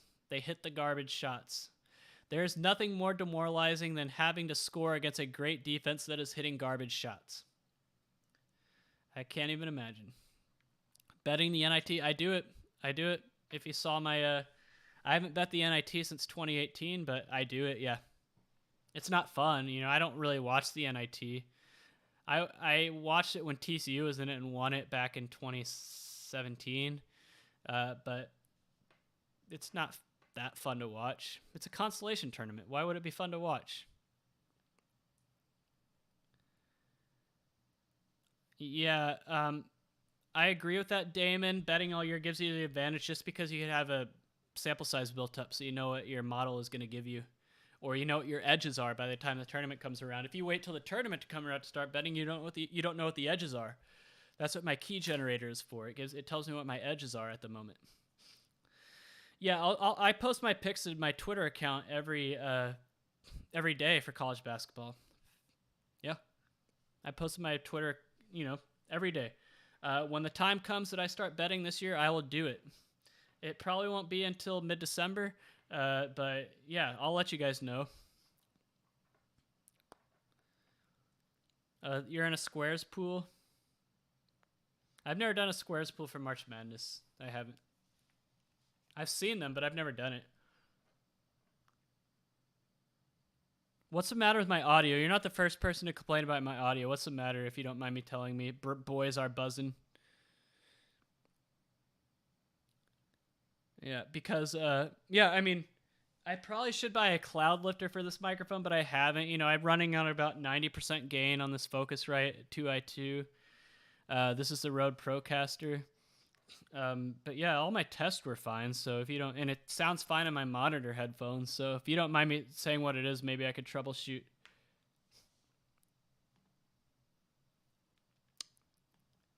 Yep.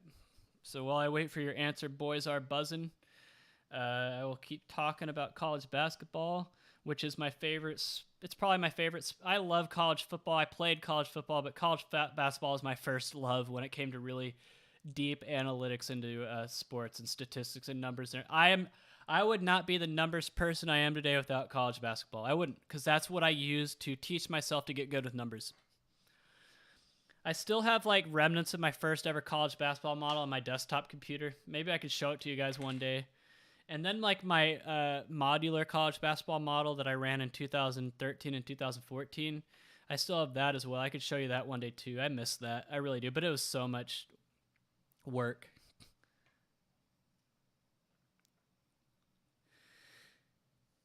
With all the uncertainty around this year, will I bet less like college football? Yes, I will. Although that's a swag Lord Ken. That's a good point, because history has shown with my model that the most profitable times of the year are the early first 2 months, or really the December and mid-January. So this year that would pretty much be like the second half of December and all of January. So it's like maybe I bet more then and then taper it off. Who knows? That's a good question though. But yeah, I will bet less to start. Any legal exchanges in the U.S.? Betting exchanges? Not that I'm aware of.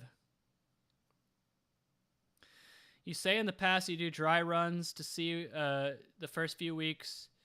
Yeah, I did that last year, and I did that 3 years ago. I took the first 2 weeks off, and I didn't start betting till the Maui Invitational.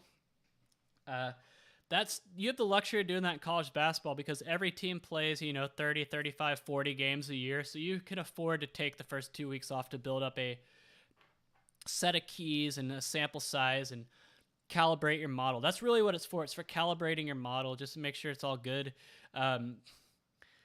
How do I still run the model in the first 2 weeks. I just don't bet with it. So I still have, I do everything except bet. So that way I know what's going on. So on Wednesday, if all my stats are in, because like I said, I get my stats from various sources. As long as all my stats are in, I'll run it Wednesday. And I might even post what the plays hypothetically would be on Wednesday. But history shows that if I were to bet in those early weeks, I would not profit. That was the case 3 years ago. That was the case last year. Because I'm pretty sure I still posted the hypothetical plays to my Twitter account last year, and they did not do that well.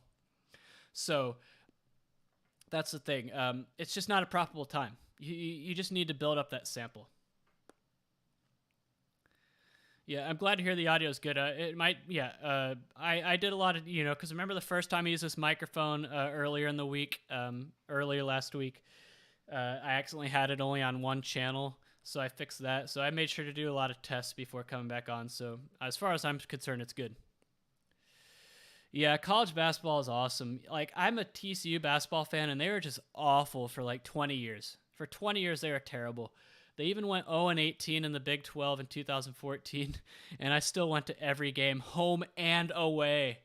I went to all their road games except West Virginia, only because the day they played at West Virginia, my cousin was playing in his own Division III tournament in Dallas that I went to instead.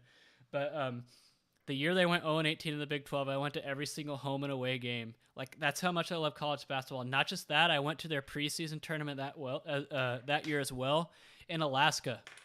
I flew to Alaska to go to the Great Alaska Shootout and watch TCU, and I was the only TCU fan there. It was crazy.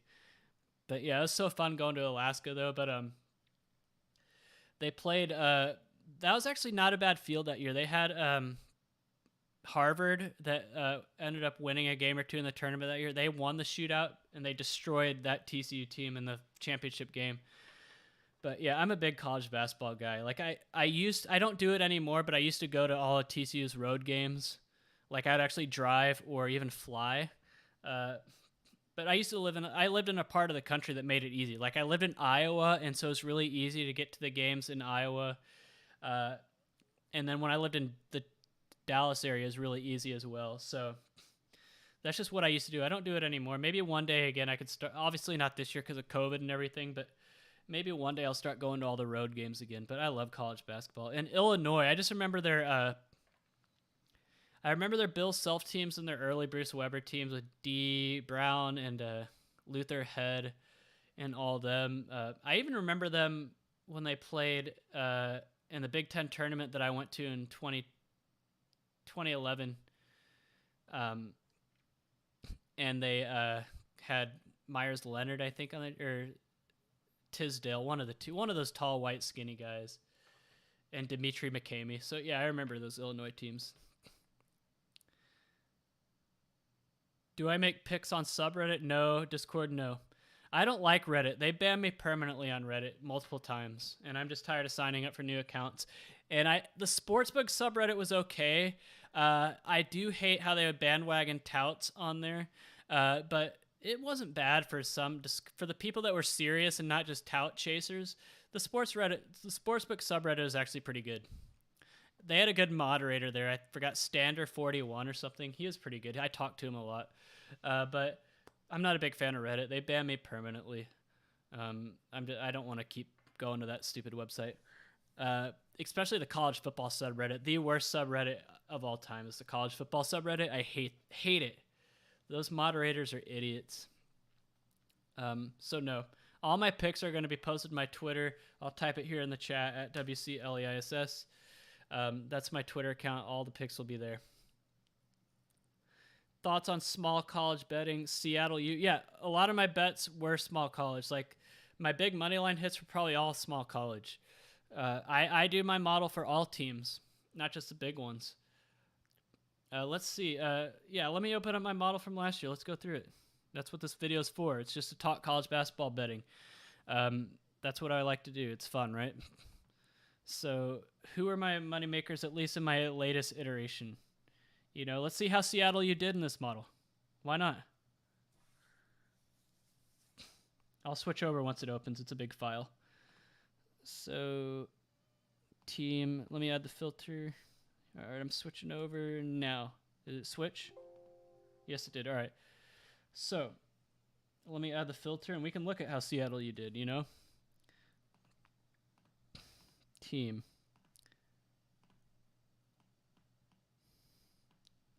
Seattle. I remember I used to live in Seattle. I never went to any of their games. Let's see. I only had actually 3 games with Seattle U. My model probably would have picked them maybe, I don't know. But yeah, I forgot what the keys were, but they won every game in this, so yeah, they would have been a good pick. Good pick. Yeah. That's what these models are for. They help you find the teams that are undervalued. They really do. What were some of my big money line hits last year? I mean, I know Mississippi Valley State was one. But what was the biggest money line hit on the ATM? Oh, wow. What was this? It was Texas on the road against Texas Tech. I remember that because I was on them that night. They're plus 525. Yep. That was a lot of fun.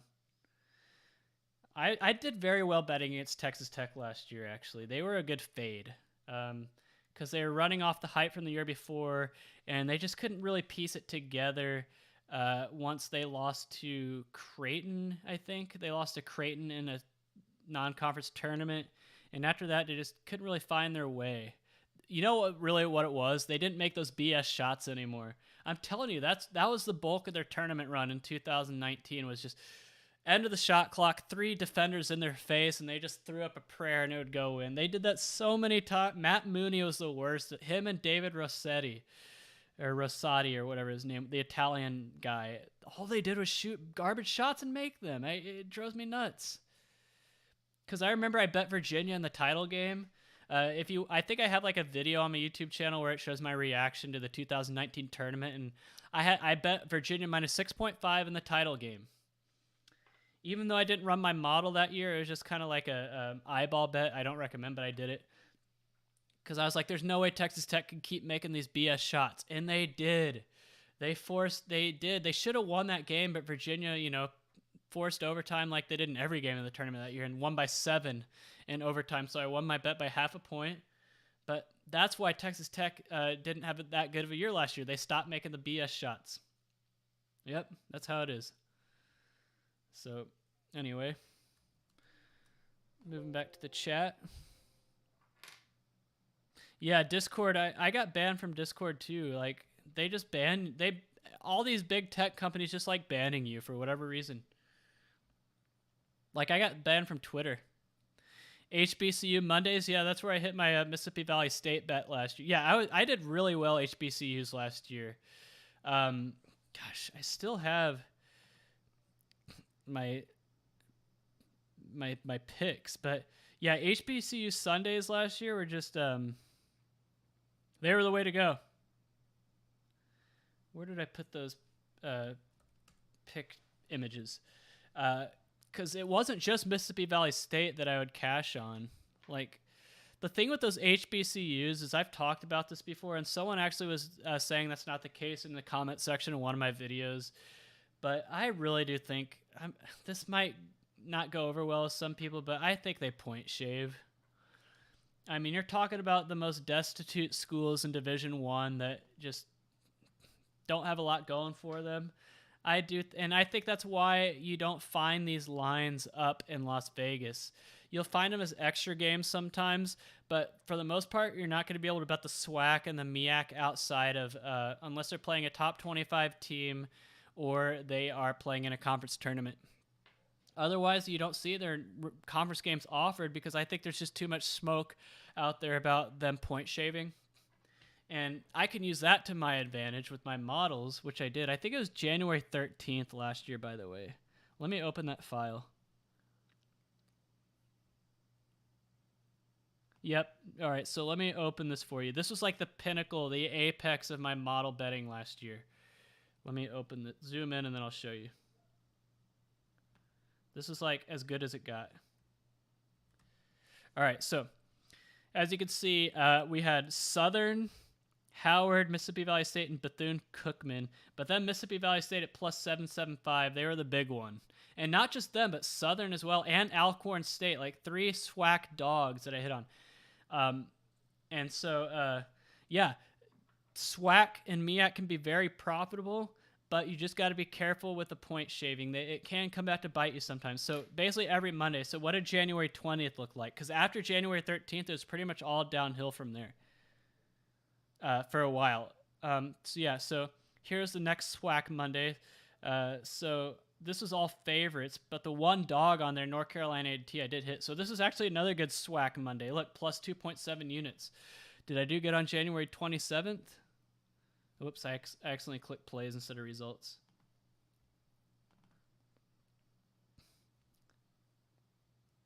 -1. So I'm not... Howard and Maryland Eastern, I think Howard barely lost that game, by the way, from what I remember. So yeah, SWAC and MEAC Mondays can be very profitable. Very profitable. My Twitter, yeah, they said it. Yeah, ROI my model last year, let me look for you. Let me open that file again, and I will show you. But while I'm doing that, my models are, honestly, if you're going to tail me, guys, I would only tail my money line picks. I would not tail my spread picks. I'm only hitting about 51.8% lifetime against the spread with this model, but all my profit has come from money lines. All right, let me open the file and we can go into that in detail. Yeah, money lines are where it's at. Like all my big hits over time have been money lines.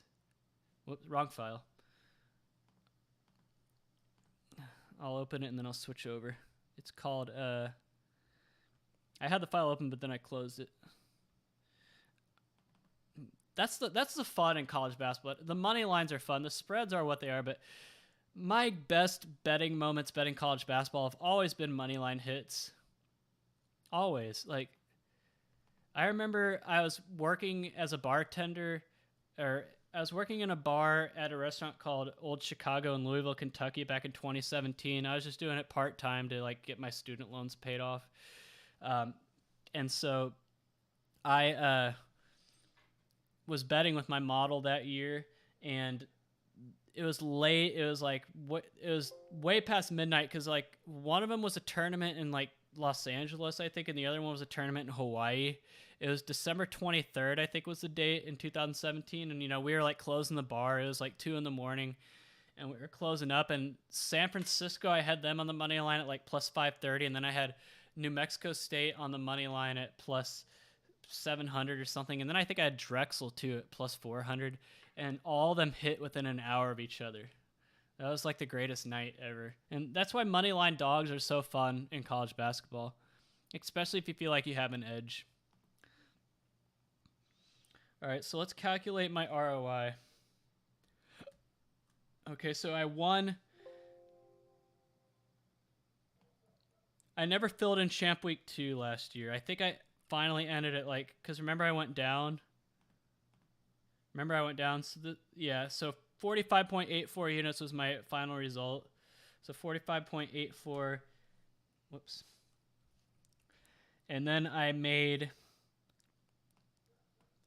1,726 plays. So Z18/A18. So about 2.6% ROI. It's not great, but it's better than nothing, right? That's what I say. You cannot expect to win at this stuff. If you're making any money at all, you're doing better than 99% of people betting on sports. So there are people out there who lost thousands of dollars betting who would love to have a 2.65% ROI on anything, right? Anything. So, yeah, 2.56% ROI last year, and what was it in 2018? Oh, it was going to be even worse. Yeah, it maybe 1%, if that, in 2008. So, it is, but look at this. Minus 18.3 units on spreads in 2018, even though I was 51.7%, but I won 38 units on money lines. And then last year, I actually profited barely on spreads, 0.11. And I might have been negative on that because, remember, this is before. I never filled in Champ Week 2. But I might have been negative on spreads. But anyway, the bulk of my profit last year was on money lines. So, yeah, if you're going to tail me, I would honestly just tail my money lines and wait and see on the spreads. The spreads are so... You know why I hate spreads in college basketball? You know why I hate spreads? And this is another reason why I really can't watch games I bet on in college basketball unless I'd already be watching the game as a fan. Because honestly, spreads come down to the almost every college basketball game comes down to the last minute or two. And it's really a matter of how many teams can hit their free throws, how long teams foul until they just give up, or if refs are going to call foul. It's a total crapshoot, spread betting in college basketball, because of that.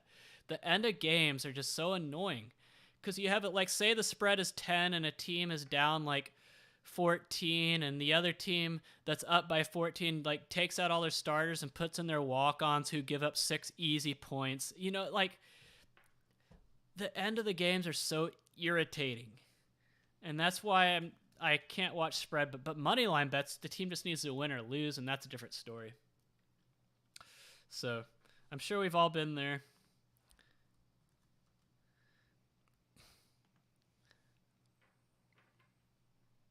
Yeah, moneyline dogs in college basketball do hit at a higher percentage than college football. Yes, they do. That is true. And they mostly hit in the first. I think that's a major reason why my model is so profitable early, is because it takes a while to adjust on those dogs that are hitting, and then they adjust and there's less opportunities to win those big dog bets, but they do. It's mainly a combination of home underdogs, and you also have like road underdogs that come through as well. But yeah, it's a lot. Yeah, you're right. It's a lot easier. What kind of data did I say I used this early? Well, I get my data from sources. I do not run what you call a modular college basketball model, meaning I do not scrape every single box score every night and then put it in, use that. I just take every team's macro stats and I find the stats that are most meaningful in a linear regression model and go off that. It's not anything special. It's not anything exciting, but I like it for the simplicity. All I have to do is spend 30, 45 minutes every day getting it ready. On my modular college basketball model, when I was scraping every single box score every night and having to compile everything, that was something else. Because I ran it overnight, and you had to hope that like there was no errors or issues. And do I bet over and unders? No, just spread. I mean, I'm sure my model could be used for over unders. I do. I just don't track it. I don't. Maybe I should. Maybe I could tell you this when it comes to over and unders. I haven't even tried to use it for over and unders. Maybe it's really profitable for over and unders, and I just don't know because I've never tracked it. Maybe I could start tracking it this year. It won't hurt. It would be a little bit extra effort, but I'll think about it. Maybe it could be good for that, but Yeah, I mean, a 1% ROI is not bad. It's like I said, it's better than losing. Like I said, most people who bet on sports lose, and they would kill to have a 1% ROI. 1,700 plays. Well, I only play bets that my model says to play. So if it says to play 1 play per day, I'll play 1 play per day. If it says to play 50 play per day, which there are days last year where I played about 50 games per day, I will do it. Yeah, exactly. Fouling, that Jack Rosen, that's what drives me nuts the most. Like, there's like 10 seconds left and the spread is 14 and the team's down 13 and they foul again and they hit both free throws and win by 15. It works both ways. It works. In the long run, over time, you will benefit from that just as much as it will hurt you. But still, it's still irritating and annoying, and it's just why spread betting's not that exciting for college basketball, because it always comes down to that. In fact, this last year, I wouldn't, unless I was watching the game from a fan's perspective, like Big Monday or Super Tuesday or whatever, I would not check the results of my bets until the end of the night. Because it would just make me I would lose all my hair, and all my hair would be gray if I actually watched the end of those games, especially when it came to spread betting. Ugh. What was it last year?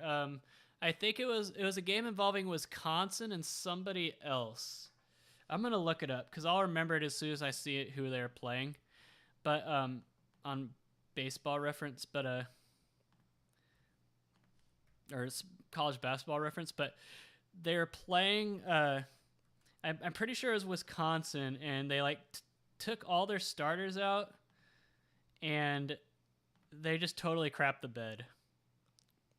That's this year. It was definitely Wisconsin. It was, who are they playing?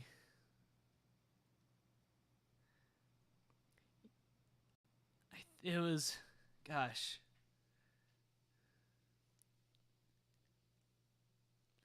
I think I can't remember. No. It was a game involving Wisconsin, but it might have been McNeese State. But either way, Wisconsin took out all their starters and put in their scrubs. It wasn't this one because if you look at the minutes played, there's not enough guys in there with 1 minute. It wasn't Marquette. Was it Green Bay? No, but anyway, they took out all their starters and just gave up too many easy baskets, and it drove me nuts. Like, because they lost because of that, and it's just ugh. What data am I using? Well, I come up with preseason ratings. To be honest with you, I borrow them. I don't calculate preseason ratings in college basketball. I borrow them from KenPom. I don't like rip KenPom's ratings, but like I look at the hierarchy. Like here, I'll show you what I do. Because it's kind of hard to explain. All right, so here's KenPom, right? And here's his preseason ratings.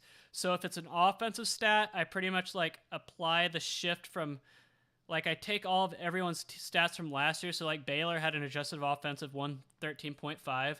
And this year their adjusted offense is 112.4. So like a very small decrease. So I apply that percent decrease to every team's stats from last year. If it's an offensive stat, I do the adjusted offense. If it's a defensive stat, I do the adjusted defense. Tempo, same thing. That's how I create my preseason ratings. I just take my stats from last year. I know it's lazy, but like it's college football. I actually do my own preseason ratings, but that's because there's only 120 teams and I can, chip away at it. But with 300 whatever teams and just transfers and just all kinds of crazy things that happen in the offseason in college basketball. And plus, I didn't even know if there would be college basketball, so I didn't want to waste my time. That's how I did it this year.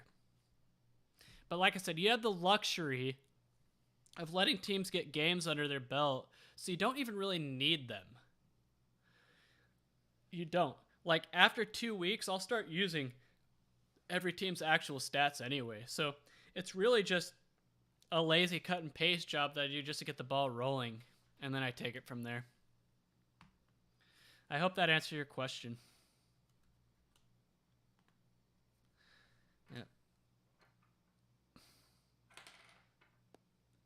Middle to late January, Las Vegas. I think it's that. I think, teams get figured out and like injuries start happening and, teams start to kind of give up, especially if they're out of it. Teams get figured out. They get priced accurately and injuries. Yep. You would play for a class. I don't know if I could do one. Like, people email me all the time wanting to like pay me to like help them with their models and stuff. I can't do it. Nothing against anybody, it's not them, it's me. Because I feel like if they're paying me, then I would have to deliver for them, and if they still lost anyway, I would just feel real guilty. And I feel like the only way I could truly help them is to give them what I do personally, and I'm not going to do that.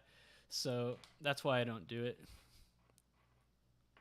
Yeah, over and unders are just same thing with college basketball. I mean, imagine if you have the under and a team keeps fouling even though they've lost, or you have the over and teams are not hitting their free throws at the end of the game, right? So the NBA, I had an NBA model, Monte Carlo NBA model in 2016, 2017, and just like college basketball, it did very well in December and January, and then February comes around and it starts to lose. It's not just college basketball, it's NBA as well. I think teams just get figured out, to be honest with you. But NBA is a different animal.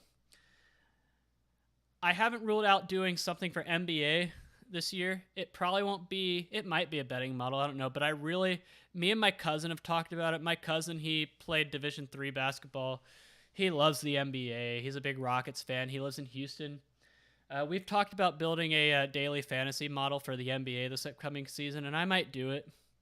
So stay tuned for that. But the deal with the NBA is it's hard because you have a lot more stats at your disposal and a lot more consistency and less to deal with, but you also have players that don't give their all during the regular season some nights. They'll take some nights off or even sit out. So you never know what effort you're going to get. And that's what makes the NBA hard. Because the regular season doesn't mean anything in the NBA. It doesn't. And you don't know how much the players care. And that's the biggest thing to overcome when betting the NBA. And it's why I prefer college over the NBA, because at least in college, for the most part, you feel like you're going to get the best effort from the players.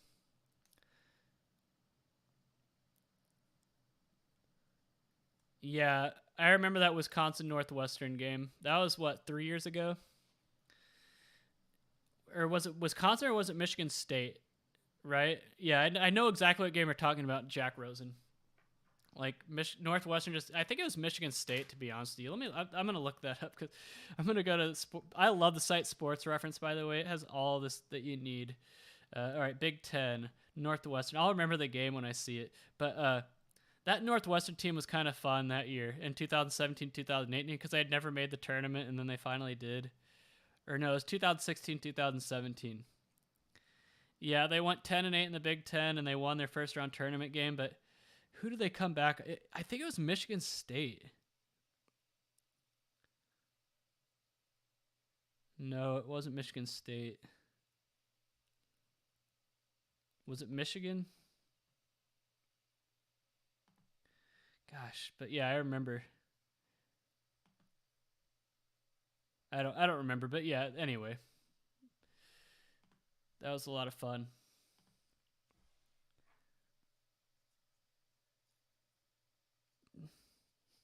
Yeah, Peter Hoffman. Yeah, it's a lot of work to do preseason ratings for college basketball, so that's why I leave it to the pros. Ken Pomeroy.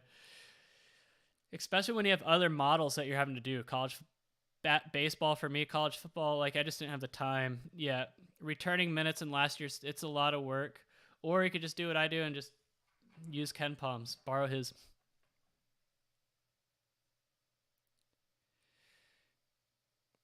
So I don't use game-by-game data in my model. I used to.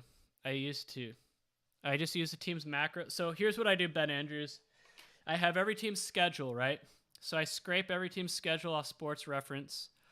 So, and then I scrape every team's macro stats. Like, I'll show you what I mean by macro stats. So here's Northwestern's page in 2016, 2017. Or I could just pull up their stats last year. So this is their macro stats right here. Like, I have their per game and I have their totals, and right. Hold on.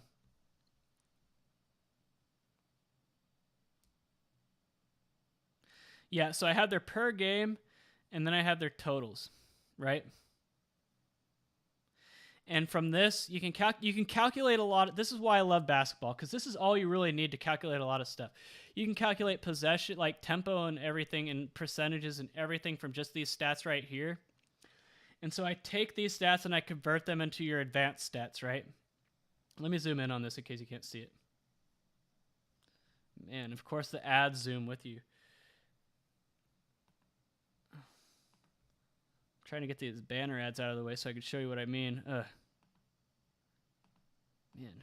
Anyway, oh man, stupid ads. I was able to close that one, but I can't close this one over here. So, Ben Andrews. So you look at your advanced stats, you got your, effective field goal percentage, your free throw rate, offensive rebounding percentage is a big one, turnover percentage is a big one, right? So I calculate all these advanced stats for every team, and then when you have their schedule, you can refer to like the stats of the teams they've played and adjust the stats based on that. And from there, I run linear regression calculations to determine what are the best mix of advanced stats to plug in for a regression model. So as long as you have the team's schedule and the team's macro stats, you can do anything in basketball. That's why I love basketball. It's not like football where you basically need drive level data or play-by-play data to get anything meaningful. It's not like baseball where you pretty much need to like play-by-play data as well to get meaningful stuff, right? That's why I love basketball. All you need is just these stats right here. And you can do whatever you want for the most part. It would be helpful to have box scores to get the individual players' stats, so you can like take players out from the averages if they're out for injury or whatever. But I don't go that far. You just have to up your scraping game a lot better. to go that much of detail, which I used to do. I used to do that. I will show you my old basketball models one day. I have them on my computer upstairs where I could show you. But that took a lot of work. It did. And I just felt like it wasn't necessary. I was able to, profit with simpler methods. So there you go. All right. I need what from my microphone? Oh, return of income. Yeah. This is a Rode Procaster. One day I'll do like a walkthrough of all the equipment I bought, but this is a Rode Procaster. It's like a $230 microphone. And that doesn't count the shock mount or the arm or this XLR cable or the interface that I use.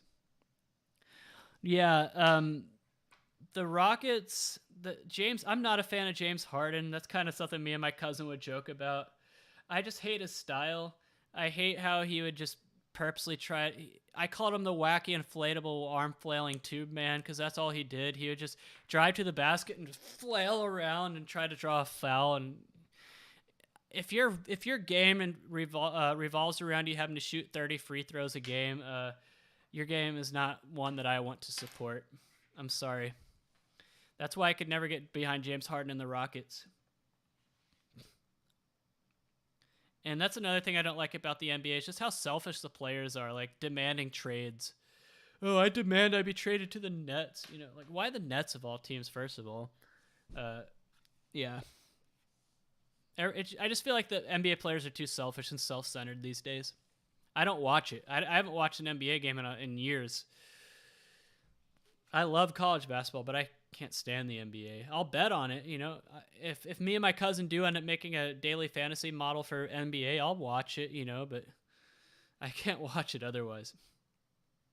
Yeah, I actually have a video that I haven't edited yet. I filmed it in Las Vegas in front of Orleans Arena, which is where they hold the West Coast Conference basketball tournament every year.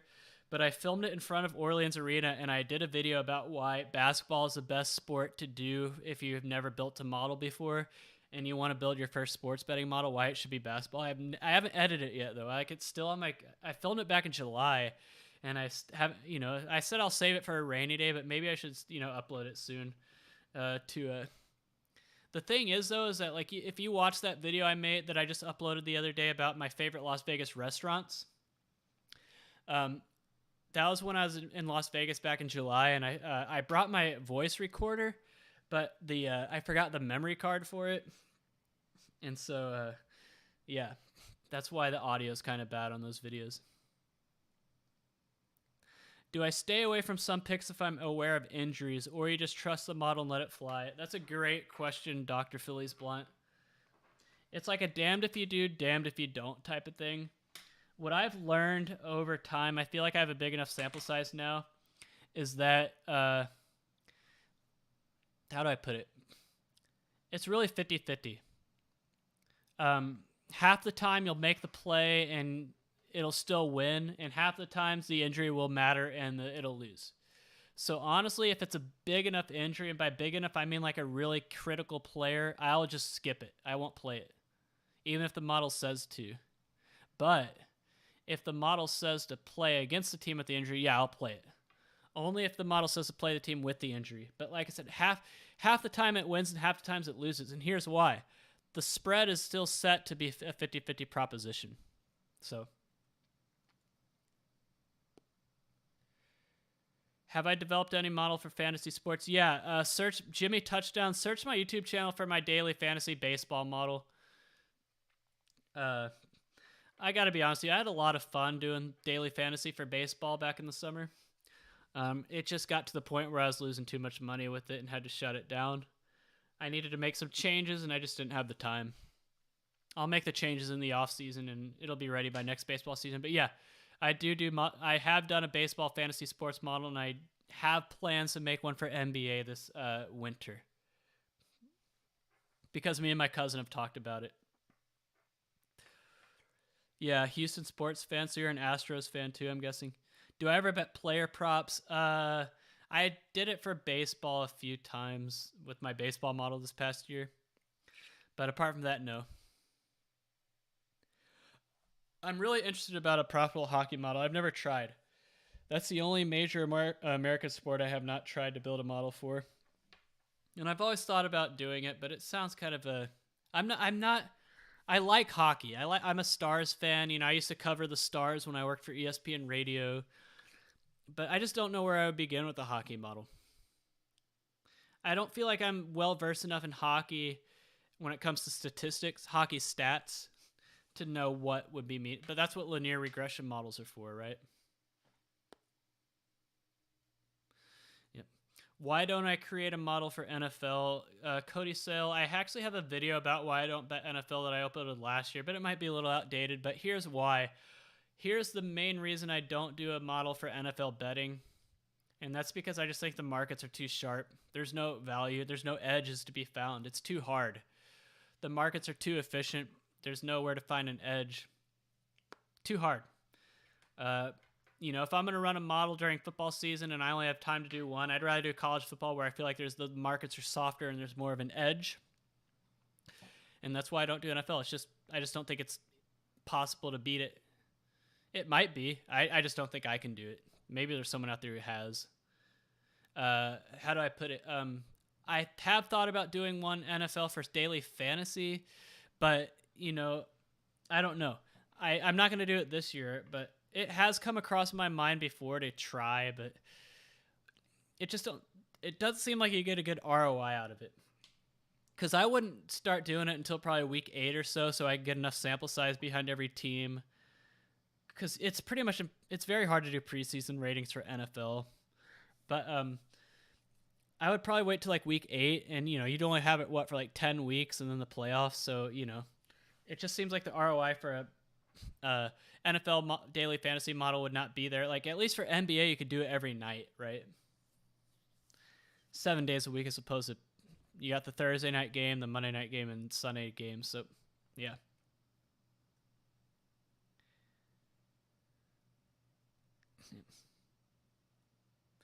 I don't know about Action Network though. I'm not a believer in what they sell on Action Network.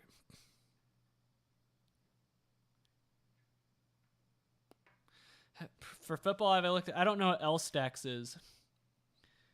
Fantasy football GPP. No. The thing is, fantasy football GPPs are going to be priced into any total on the betting market. That will already be priced in. So, yeah, you're not going to find an edge there.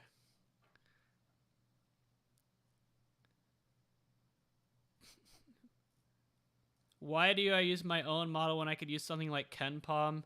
Because KenPom is publicly available, and therefore it's going to be priced into any lines that exist. You'll often notice that the lines for college basketball games pretty much mirror what KenPom posts.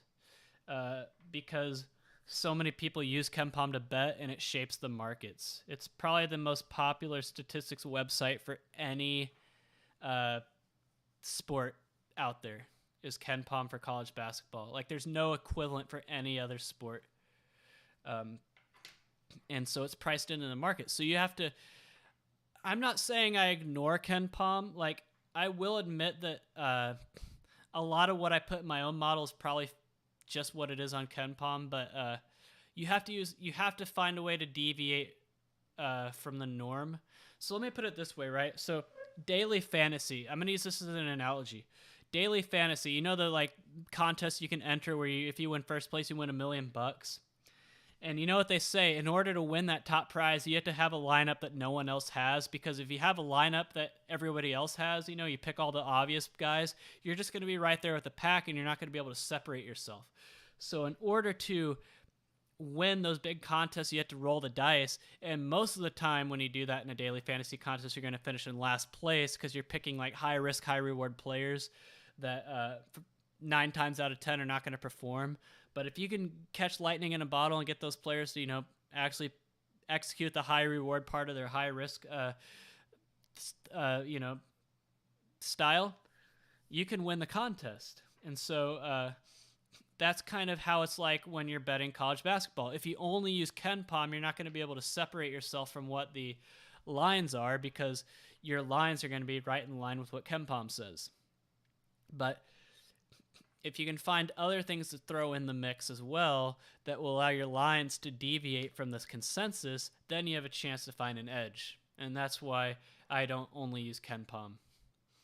A lot of what is in my model is probably very similar to what KenPom does, though, but I do some things different as well. Yeah, I think action networks are touts. Yes, I do. I'm not saying they have bad things on there, but I wouldn't trust anything you have to pay for when it comes to sports betting. I could make a curriculum. Like, I have a lot of videos out there that are tutorials, and I make money off the ad revenue. Not a lot, but I do this just for fun, really. Like I said, I just feel like if I charge people for what I do, if I charge people to, give them lessons and tutorials and like mentor them and help them, I just feel like if they didn't, turn around and produce winning results, then I feel like I'd be ripping them off. And I just do all this out of the goodness of my own heart. Maybe one day I'll change my mind, but for now I'm fine with how this is. I like to just sit in front of the camera. Like, that's why I've kind of transitioned this channel into like more of a streaming broadcast channel, because I just like to talk. I like to, just talk about sports betting and everything, and kind of be off the cuff and like read what you guys are typing and answer your questions. I feel like that's better for this channel. Not saying I'm not gonna like film more pre-recorded videos and upload them. I will. When like I said, especially now when I'm in this tiny Airbnb and don't have a lot of room and don't have like my chair and my desk and everything, I'm not gonna do tutorial videos until I'm back in a more permanent residence where I can set up all that. But yeah. I like the channel. I'm making about $400 a month off the ad revenue for my videos, right? It's not much, but it is what it is, and it'll keep growing. But I like how it is now. I'm not greedy.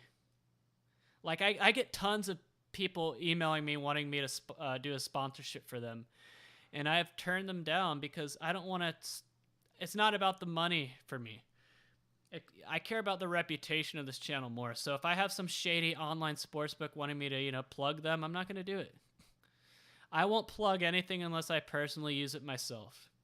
And I have been in talks with some entities that I would do sponsorships for, but we just can't come to an agreement on price. They're trying to lowball me, and I'm not going to give in to their lowballs. I also know what I'm worth, and I'm not going to be taken. If you're taken advantage of now, you'll always be taken advantage of in the future. So until you're ready to meet what I'm asking for when it comes to how much my rates are to do an ad for you, no. Pay me what I'm worth, or I'm fine with how I am. I make enough money from my day job. Do I use Don's Best or equivalent to track live movements? No, I don't track live movements. I don't. It hasn't been a part of my models for many years. I just think I feel like I trust my models enough to where I feel like my models will tell me what the edges are, regardless of what the lines are or how they move. Yep. So if I plug in lines, and if my model says there's an edge at that line, I'll play it, and I don't care if the line moves afterwards or not, or if it moved beforehand or not. I don't care.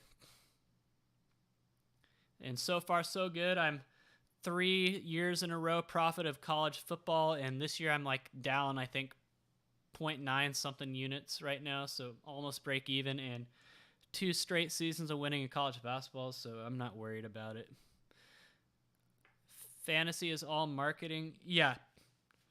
That's what I noticed when I played DFS and baseball is I mainly played head-to-heads and 50-50s and all that. I didn't really play much. I played head-to-heads, 50-50s, and what was the other one? The double-ups. I very rarely would I play in the big prize pool contests just because like those are like slot machines. The house edge is so high. But I noticed when I played in the 50-50s and the double-ups and everything that I was always playing against the same people. And they would have so many entries, like it's what they did for a living. And I thought I had a good DFS model for baseball. I did, but it needed some tweaks, and I just didn't have the time to get around to it. So, but yeah, DFS is hard. There's a reason I lost, a decent amount of money on it. And I wasn't, and I was smart. I was like, you know what, this isn't working. I'm going to stop. And a lot of people can't do that, and that's why it's dangerous as well. I daily fantasy is dangerous because it's very fun. It's addicting. It's adrenaline, but you lose your money very fast. It's like a slot machine. It's like a casino. Well, Dr. Philly's the Airbnb I'm at is actually not that expensive, especially compared to like I'm in Texas right now. I'm in Mansfield, Texas. This Airbnb cost me like $2,700 for 2 months, so that's about $1,350 a month. That's nothing compared to San Diego. But yeah, I'm gonna be in here until after Christmas, and then I'm gonna head back west. Yep. I just want, it's too expensive to move my stuff here in a truck, and I just don't like living out of a suitcase. I want my own permanent residence, like my own address and kitchen and place to live and something where I can set up all this equipment, and I can't do that in an Airbnb. So once I'm done in this Airbnb after Christmas, I'll head back out west. Point Loma, yeah. I would go there to the Kaiser Permanente there. OnlyFans, no, I'm not a pornographer.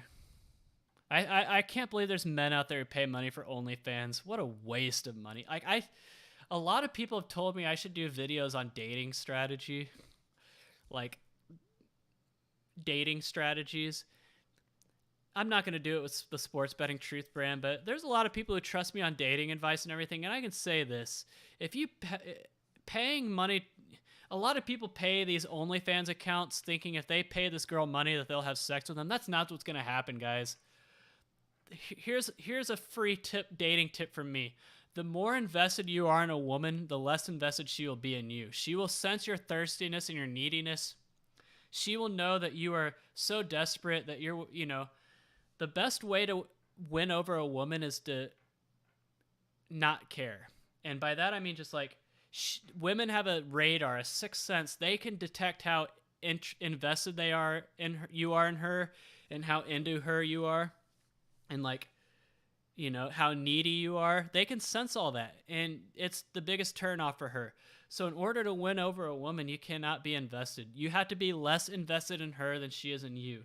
You cannot make a woman like you. You cannot negotiate attraction. If she's not attracted to you, there's nothing you can do to change that. No matter how many gifts you buy her, or how much money you pay to her OnlyFans or Patreon, she's not going to be into you. You just have to accept it and move on. And so the more invested you become in her, the farther you're going to push her away. So that's my free dating advice for you right now. And that's that. I saw that because I saw someone post about OnlyFans. And so the reason OnlyFans is stupid is because all these guys are paying this money to the OnlyFans thinking that, oh, she'll see that I gave her money and she'll want to have sex with me. That's not how it works. Hollywood lies to you. Like, Hollywood says that to win over a woman, you have to basically like worship the ground she walks on and just like be there for her and do everything and like basically put your life on the line for her and win her over. That's not reality.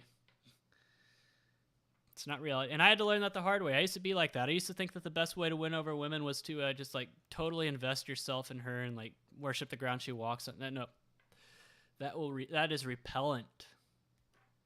Yeah. Any freshmen I'm excited to watch this year? Gosh, I don't even know who the big name freshmen are. Like, that's the thing with college basketball. I don't really pay much attention to the recruiting aspect of college basketball. I don't really, like, I knew who Zion Williamson was going to be and all that. I'll know who the really big names are, but, like, for the most part, I like to see who actually establishes himself as the season goes on. Like, you see a lot of these guys make a name for themselves in November, and that's how I like it. I kind of like to be surprised, I like to it's kind of like Pokemon, and when I say it's kind of like Pokemon, like, every time a new Pokemon game comes out, I still play the games, but every time a new Pokemon game comes out, I basically go on a total blackout of the game. So when I'm playing it for the first time, everything is brand new to me. Like, I don't look up any screenshots. I don't know who any of the new Pokemon are or what the region is. I like to be surprised. And it's kind of like the same with college basketball. I kind of like to be surprised with the new players and everything, and like get to know them as the games happen instead of knowing who they are before the season starts. Same with The Bachelor.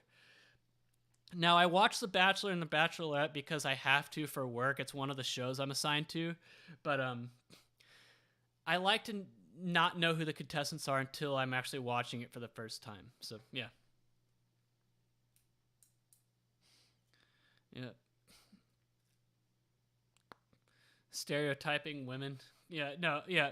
I could give a lot of dating. Like, a lot of people say I give good dating advice because I've been there, done that, and, I've I just know what works and what doesn't at this point. Here's another thing. The older you get, the more attractive you become. It's not the same for women. So don't be in any hurry to settle down. Realize that like the older you get, the more appealing you become to women. So if you're not having a lot of success now, just be patient. Your day will come. All right. When is the earliest I might have my picks for Elite 8 or just picks in general? If the season starts on the 25th, I could see December 9th being maybe the earliest day. And for Elite 8, that's the thing. Like, I already went through the futures odds and showed you the teams that I feel like have a chance of winning the title. So it would come from that pool. Yeah. Jimmy Touchdown, you're absolutely right. Gosh, this isn't supposed to be a dating live stream, but you just brought up a very good point. A woman's always going to lie to you about her partner count. She's never going to be truthful about it, but always add onto whatever she does tell you. But partner count matters. Nobody wants the village bicycle. I would say, like, marrying a girl with a high partner count is the equivalent of going to an Enterprise rent-a-car and picking out a car that's been driven by hundreds of people and buying it and being stuck with it for life. I'm not saying you have to find a virgin because that's unrealistic these days, but the more men she slept around with, the more unfaithful she's going to be, and it's not a good long-term proposition. But like I said, there's really no way of knowing because she's not going to tell you the truth anyway. But, you're going to have to use your own judgment for stuff like that. Is my model good at the West Coast Conference basketball? That's a great question. I don't know if it's good with any one conference or not. It's just good on. I don't really break it down that way.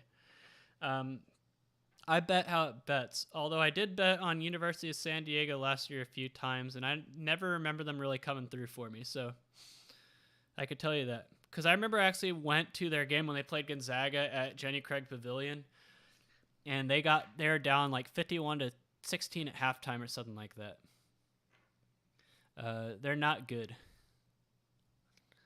Do I bet NFL or NBA? No to NFL. NBA, not. I have in the past, but not at the moment. But I'm thinking about creating a daily fantasy model for NBA with my cut. Only because my cut, like when I was doing daily fantasy for baseball, like there's one night where I entered a gross grand prize pool contest and was in first place for a good part of the night. And the top prize was like $20,000, and I was in first place for like a good part of the night. But it fell apart in the end because everybody else had Fernando Tatis Jr. and he hit 3 home runs in the same game or something like that. Is stupid. And so that's why I ended up losing in the end. But, me and my cousin got to talking. He's a big NBA guy, and I was like, we got to create one for NBA. And so I'm thinking about doing it. So stay tuned for that. Nothing's official yet, but if I have time, I might do that. Yeah, sports betting and dating. Yeah. I don't think I've ever shown any girls I've been out with this channel. I can tell you that. I don't think they know about it. I've had people come up to me in public recognizing me. It mainly happens in Las Vegas, but it happened at a restaurant in Houston a couple months ago as well. But yeah, I don't think any girls. I look at the analytics of this channel. I could tell you it's 98% men who watch my channel. 98% men. Yeah. I've always wondered what would happen if this channel ever became big enough to where women would be able to recognize it. But no, I keep this channel and my dating life separate. All right, let's see. Wow, it's already been over 2 hours. I did not intend this to go that long. Time flies when you're doing this, by the way. It's fun.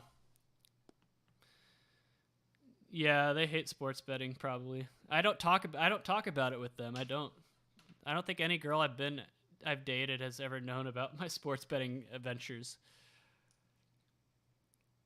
Does keeping such detailed records not suck some of the fun out of betting and put more pressure on your picks? The reason I keep the detailed records is just for to calibrate, and by calibration I mean keys. If you're ever wondering what I mean when I say keys, it's pretty much the way I calibrate the model, so I know like what numbers need to be hit for it to be considered plus EV or profitable. It's almost mandatory if you want to profit long term to track your model performance.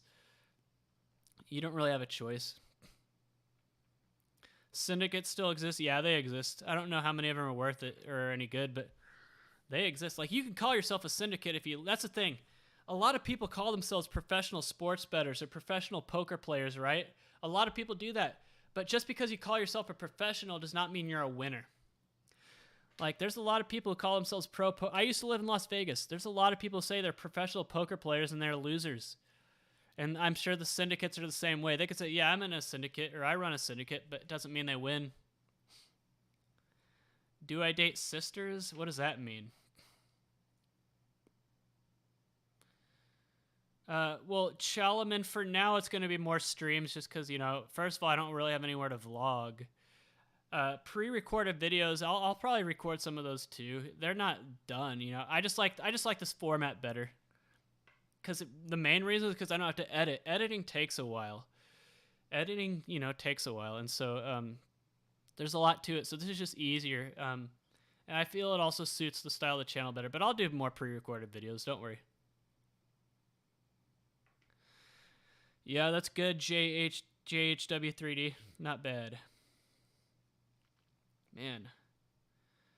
Coming up on 3 hours now. Or no, in 2.5 hours. So yeah, I just got this green screen today. I had to borrow because I drive a two-door convertible, and this thing didn't fit in. I had it shipped to my sister's house because I don't want to ship to this Airbnb.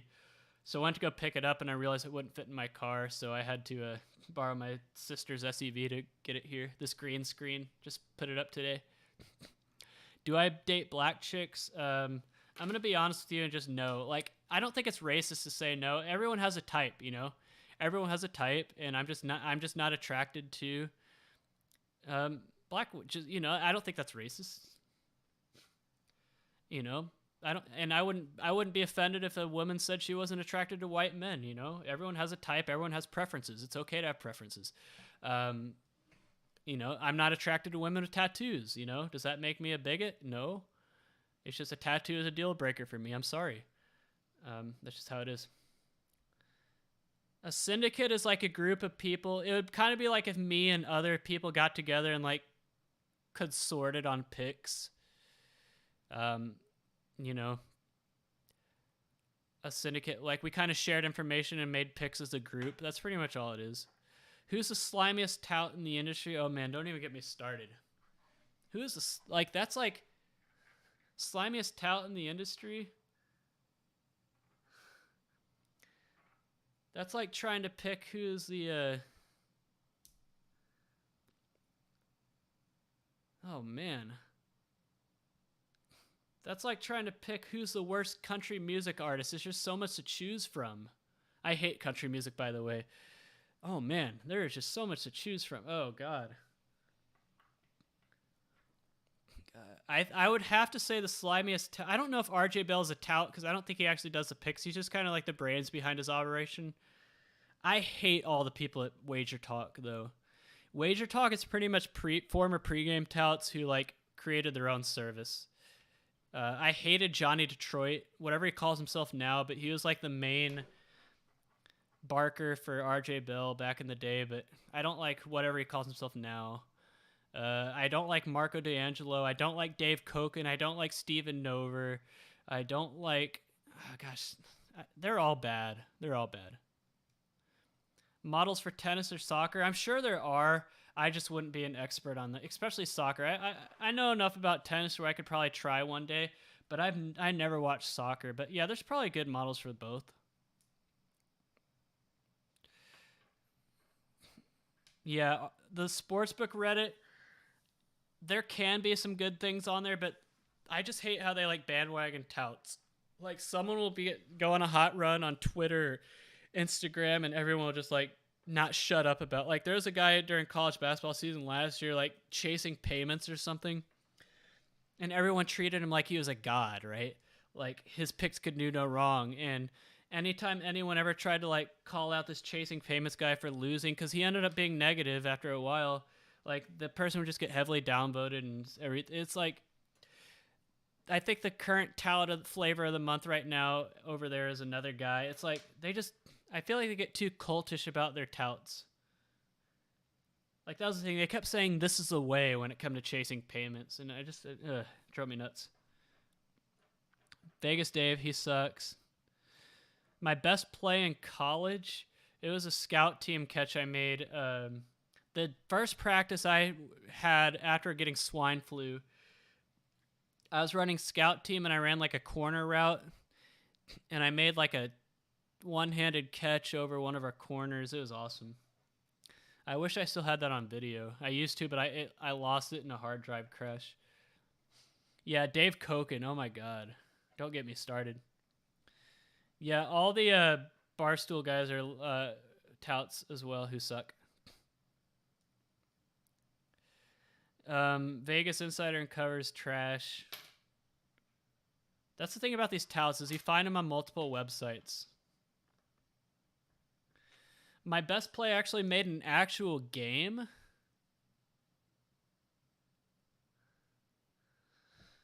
That's a tough one. Like, that's the thing. Like, in high school, I wasn't, like, a star athlete because we ran a triple option wishbone offense that never passed, and I was a wide receiver. So anytime we did pass, we'd throw it to the running backs or tight end.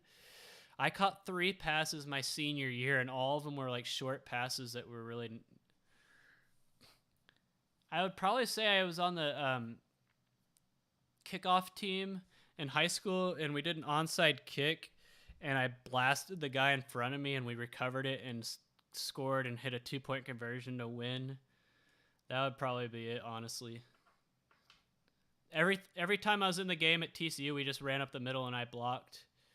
I really just played special teams in high school where I did anything meaningful. Yeah, but that onside kick would probably be it. Am I right, Dr. Philly's Blood, about the tout worship on the sportsbook subreddit? Am I right? I don't think you can bet on Bachelorette because everyone knows who wins. I always look up the season spoilers before the season starts because I get the promotional materials for it anyway early. So I know who wins. So that information is already out there, so you can't really bet on it. Sam Leeboyd, if you can make a model, it wouldn't hurt. But if you're gonna bet without one, just be. I have a video out there, Sam, that talks about how to bet without a model. It's not gonna win you money, but it can help you lose less money. Let's put it that way. Yeah, it's not Tamura. It's not. It's not easy to predict the future. Like I said, I showed you that my college basketball model had an ROI at 2.6%, and people might say that's bad, but it's it's better than 99% of the people who try.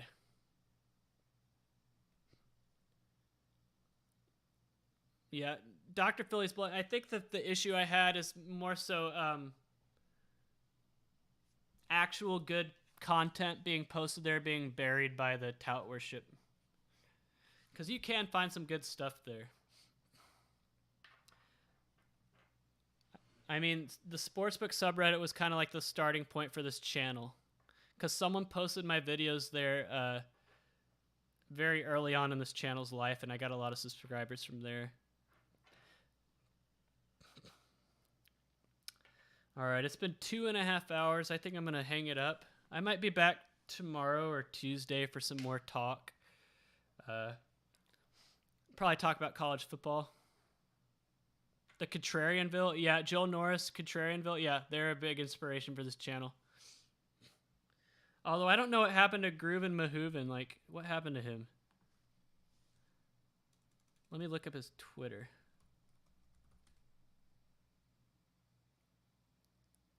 Yeah, whatever happened to Groovin Mahooven?